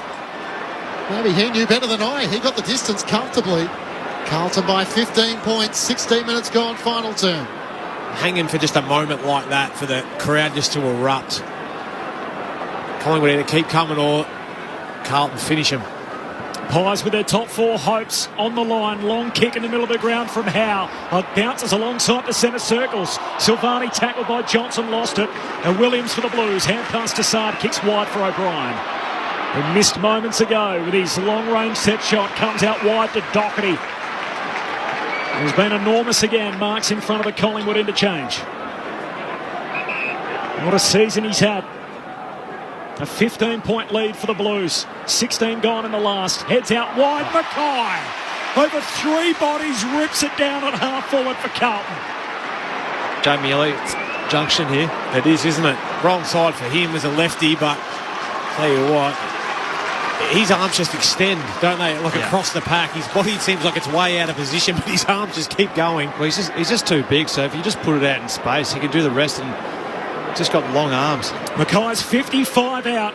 Hard against the fence at left half forward. Starts it out to the left. He'll be lucky to score. Just sneaks it in for a behind. Carlton by 16. 17 and a half travelled final term. Half-time at Docklands. St Kilda and Sydney. Ben Cameron. Yeah, the Swans lead by 22 points at the half, Clinchy. 9-3-57 to 5-5-35. Thanks, Ben. Howe straight down the middle to Moore. He kicks towards half forward. In from the side. Marchbank gets a fist onto it. Spoils it away from Johnson over the boundary line for a throw-in. It's amazing how much this means to so many teams. Who Geelong plays in the quali if Freo make the top 4. What it means for Brisbane. Who are their opponents? Who are Richmond going to play? Not just, obviously, Collingwood for a top 4 spot and Carlton just to make it. Second last game of the home and away season. What a great season we've had. Cox can't get a tap onto it. Spills to Doherty. Tackled. Somehow released the footy. McCreary on the wing for Collingwood. Retreating back to Howe. Cannon into Chera, who laid the tackle. Spills to Curnow. Kicks inside 50. Quaynor against 2 Blues. He gathers against the boundary. Great composure. Hand pass to Moore. Not as slick. Sliding in Motlop. Fisher spins out of traffic to Charlie Curnow. Jams it on the right. Misses to the left. Carlton by 17 points. 2-5 for Charlie Curnow. Still haven't had that moment. No, we need to put a seatbelt on Mark Murphy. Right. He's going to jump out of his box. Death by 1,000 cuts. You build your reputation on these games, and Adam Chera, everyone's talked about his year being a little bit disappointed. He's been fantastic today and just so tough in that last contest. Carlton have kicked 6 behinds in the final term. Yet to register a goal in the quarter. It's Carlton by 17. The Pies working up with the wing. Side bottom to the outer corridor. Lipinski hand pass to Nick Dacos to brother Josh. Hand pass away to Quaynor. He wants to go inside 50. Carlton well set up. Quaynor's just going to lay it up. Try and mark that. A big leap. Elliott! Jamie Elliott rips it down from the sky. What a grab up into the back of Louis Young. And a big-time player, Jamie Elliott, will have a set shot from 30 out, dead in front. Well, it hasn't been his days. He's been blanketed by Liam Stocker, but these are the moments when you're playing small forward that you've got to make the most of, and what a grab. To back up the mark and to make it a brand-new game. In he comes. Big game. Billy pops it through. Carlton's lead cut to 11. As we tick into time on in the final turn. Carlton 10-14-74. Now it's the Blue Baggers trying to hang on. Collingwood 9-9-63. The Pies with the only 3 goals of the final turn. Well, as that was coming in, I was like, maybe Quaynor he's not getting enough purchase on this, and I'm looking Johnson forward of the footy. He's going to launch. And here comes Jamie Elliott. Well, we know his high-flying exploits. That's a massive catch in the context of this game, late in the game, but then to go back, ice cool. We know he's got that in his bag as well. Knocks him through for fun. It's a big catch with big goal as well. 11 points. It's getting a bit of spice, Corby. 2 scores is nothing in this game with the way centre bounces work. Great to have your company on Grandstand AFL. Matt Clinch, Corbin Minimas, Tim Hodges, Mark Murphy, Brett Delidio with you. Back in the middle, Cameron and Pitnet in a tangle. Spills to Chera. What a blue game he's having. Kicks towards Durden. He's worked out of it by Quaynor. Intercept mark for Collingwood at halfback. Kicks into the middle of the ground. To Goey Marks. Hand pass over the top to Lipinski. He plays on. Got the hand pass to Quaynor. Durden, good chase. Works it forward to Josh Dacos. Kicks wide for Cox. He lumbers after it. Gathers in the left forward pocket. Trying to get boot to ball. He hand passes to Pendlebury. 50 out. Dragged down almost by Cripps. Gets it to McCreary. Hard against the boundary. No. He kicks the goal. What a finish. Bone McCreary, the lad from South Australia, brings it within a kick. And Carlton lead by 5 points. Collingwood with 4 goals to none in the final term. The Blues have kicked 6 behinds and they're hanging on by a 5-point margin. Collingwood 10-9-69. Carlton 10-14-74. We've seen this a few times with Collingwood. They couldn't do it, could they? Well, you'd have to back them, wouldn't you, Clinchy? From where they've come from throughout this year, they're like cockroaches. They just don't die. You just continue to keep coming at you. What I love there was the composure of Pendlebury. He just knew that he had players around him, and he almost sucked them all in. Yeah, come at me. There's Bo McCreary. I'll give it to you on your right side, and just summed it up beautifully. That's a great finish, but as it always is, right out near the race, that's where they always kick them. That's as hard a pocket you can kick it from there too. It's a one-score game. Carlton by 5 points. Back in the middle. Cripps is tackled. Still got it out to Chera. To the big man, Pettinet. Looks inside 50. Mackay got himself in front. Pressure from Moore. Upset play on. Moore hands it to Howe. Hand pass to Nick Dacos. His kick chopped down by Pettinet. Loose ball, middle of the G. Cripps wins it for Carlton. Hand pass to Martin. Sweeping hand pass out to O'Brien. Puts Carlton inside 50 again. Great spoil, Maynard. Knocks it out of play. And a boundary throw in. Left half forward for Carlton, 50 metres out from their goal. The Baggers by 5 points. We are 23 minutes into the final term with it all on the line. He's a star braid Maynard, isn't he? Can we get a heart rate check on you, though, please? Mark Murphy's jumping in his chair in the commentary box like we all are.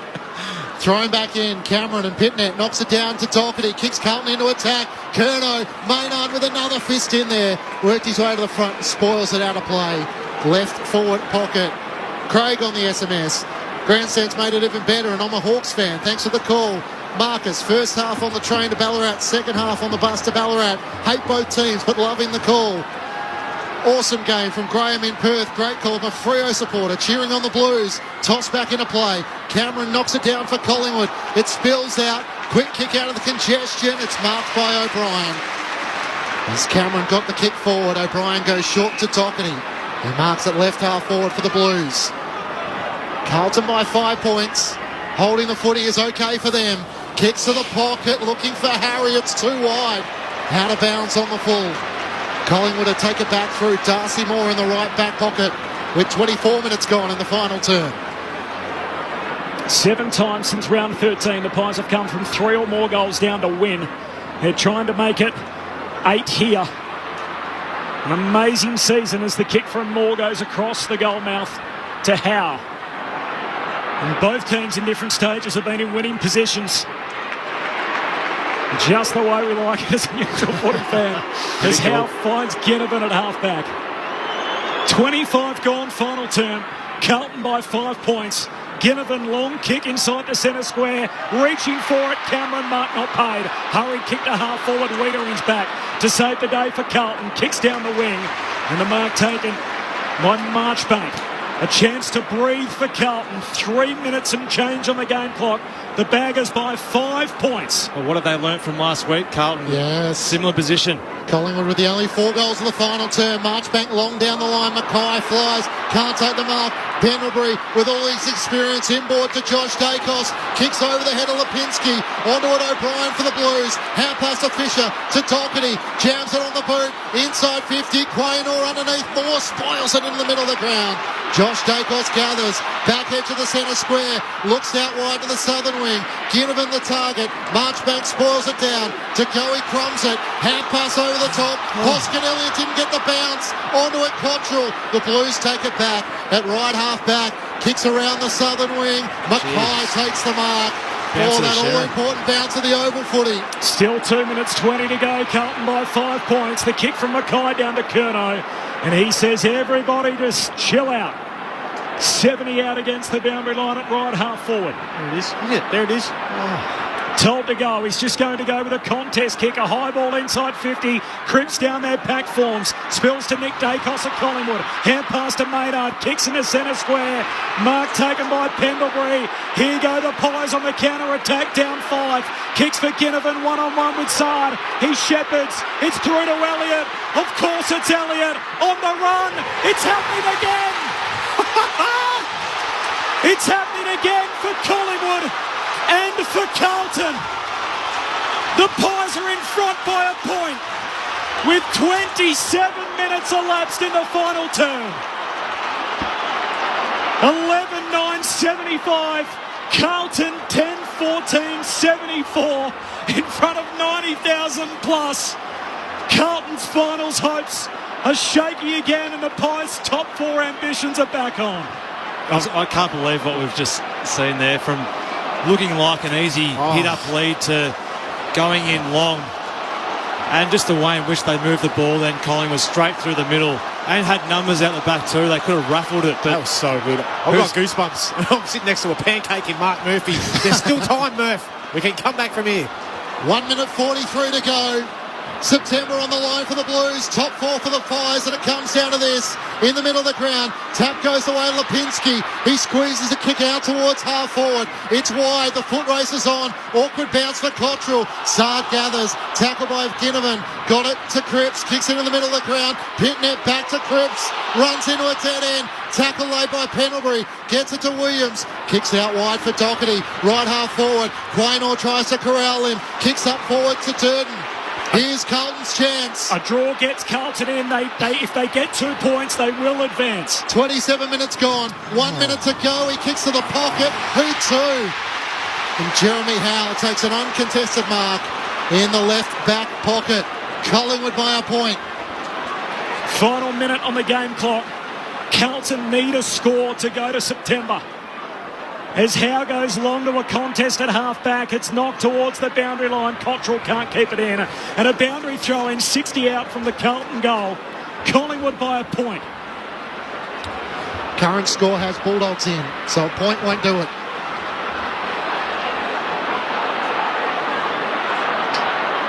From the boundary throw-in, Collingwood lead it by 1. If Carlton can get a draw, they'll go through. Cripps tries to walk through. The tackle is caught holding the ball. Free kick for Collingwood at half-back. They've got it in a slow play and a chance to let the clock bleed out. What's happened here? And there's a blood rule as Scott Pendlebury will start to jog from the southern side of the ground towards the interchange. Collingwood lead it by a point. 29 minutes elapsed in the final term. The Pies up by 1. You can't blame Paddy Cripps there, trying to take the game on. Burst through a tackle. It's what he's done all day. So you'd imagine Murphy running onto the field is gesturing that there's 35 seconds to go, or if he isn't, he's trying to tell everyone what the scenario is. It'll allow Carlton to make sure it's one-on-ones further afield. And we wait about a minute for Josh Dacos to get the footy. Left half back. Collingwood by a point. Thought about giving it around the back to Howe. Dacos just kicks it as long as he can. Up to the wing. Johnson crashed the pack. It spills to Wiedering. Kicks towards half forward. Awkward bounce for Fisher. Cripps can't gather. Noble got it to Nick Dacos. Knocks it boundary side. Hoskin Elliott turns back inboard. Drives Collingwood towards half forward. Time starting to run out. Young in the pack. Can't take the mark. He gathers. He's bumped by Lipinski. It spills to Noble. The siren's going to sound. Chera gathers. There it is. There it is. Collingwood record a famous victory. They win by a point. They come from behind to kick the last 5 goals of the match, and they deny the Blues September for the first time since 2013. It's the cruelest way to miss out. It's ecstasy for Collingwood in front of 88,287 fans. The Collingwood-Carlton rivalry, it's reignited.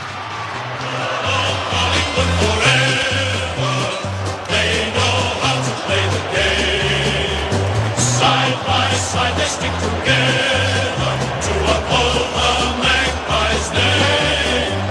See the barricades are shouting as all barricades should. Oh, the premiership's a cakewalk for the good old Collingwood. The Magpies led by 20 points at quarter time, by 19 at halftime, and then the Blues went on a run, kicking 8 goals to 1 in the third term. They got out by 24 points at three-quarter time, and it seemed like they were heading to September. But Collingwood as they have all season, have never given up, and they found a way to fight back. They booted the last 5 goals of the match to the Blues 6 behinds to win 11-9-75 to Carlton 10-14-74. The Bulldogs are into finals. They know how to play the game. Side by side they stick together to uphold the Magpies' name. See the barricades are shouting as all barricades shout. Oh, the premiership's a cakewalk for the good old Collingwood. This never say die attitude under Craig McRae continues on. And for Carlton, it's 4 losses to finish the home and away season. And they'll just miss out on September, finishing 9th by 0.6 of a percentage point. And Collingwood come from behind to earn a top 4 finish. What have we just seen? For Collingwood, 3 goals to Jack Ginnivan, 2 to Elliott. They both came in the final term. 2 to Johnson. Individuals to Sidebottom, to Crisp, to McCreary and to Cox. Meanwhile, for the Blues, their goals, 2 to Mackay, 2 to Curnow, 2 to Chera, 2 to Motlop. Individuals to Doherty and to Owies. Collingwood winners by a point in front of 88,287 fans. They come from behind to win the double chance. The Blues miss out on September. Wow. I'm not usually that keen on that Collingwood chant, but it's something pretty special about hearing a faithful, get behind their team. That's one of the most exciting games I've ever been involved in for a team that I'm not supporting. That was amazing. It may be the biggest and best home and away game we've ever seen. With the stakes and everything on the line, 88,000+ here at the MCG.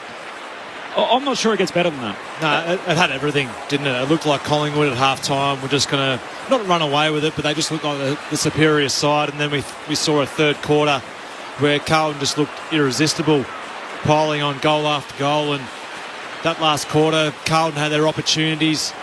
Even with 2 or 3 minutes to go, they still had some opportunities just to really ice the clock and play it smart, and still made some crucial errors. And then for Jamie Elliott, who, we've obviously seen him this year kick one from after the siren, but to get on the end of that one and put that through and to sink Carlton and to seal the top 4 spot, what a finish from Jamie Elliott. So the ramifications of that are enormous. So just on the Jamie Elliott kick, it means Collingwood make the top 4. Yep. Carlton miss the finals. The Western Bulldogs make it. Richmond find themselves in Brisbane for an elimination final against the Lions. Fremantle miss the top 4, and so as a result, they're going to finish 5th. They will play the Bulldogs in an elimination final, and it means that Collingwood have a date with Geelong in a qualifying final. The Dogs are all watching the game at Whitten Oval. They're going nuts as they see the full-time siren go. They're in finals and the Blues miss out. There's no smaller margin. On one kick. Just amazing. Patrick Cripps has just been named best of field, so I don't think anyone's going to question that as Collingwood win by a point. 35 touches, 27 contested. Let's have a listen.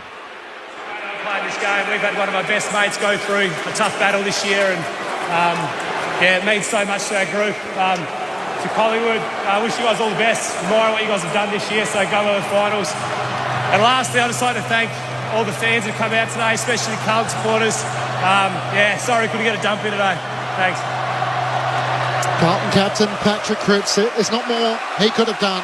35 disposals, 27 contested, 12 clearances, 8 inside 50s. He's had a day. Yeah, he's had an absolute day, Clinchy. He's tried to carry his team over the line. Now we're about to wrap up, so I might need a 3, 2 and 1 for the ABC Footballer of the Year. Can you fire them off in 50 seconds, Murph? I'm going to have to try to, won't I? 3 votes goes to Paddy Cripps. Obviously was fantastic today. Just single-handedly almost got his team across the line. Sam Dockley, I thought, was terrific as well. Yep, 2 votes, and I think 1 vote to Josh Dacos from Collingwood.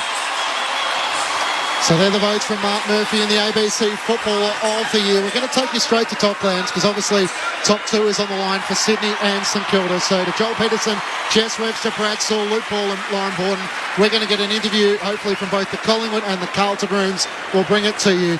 But Collingwood winners by a point. 11-9-75 to the Blues, 10-14-74. It felt like September. Bring it on.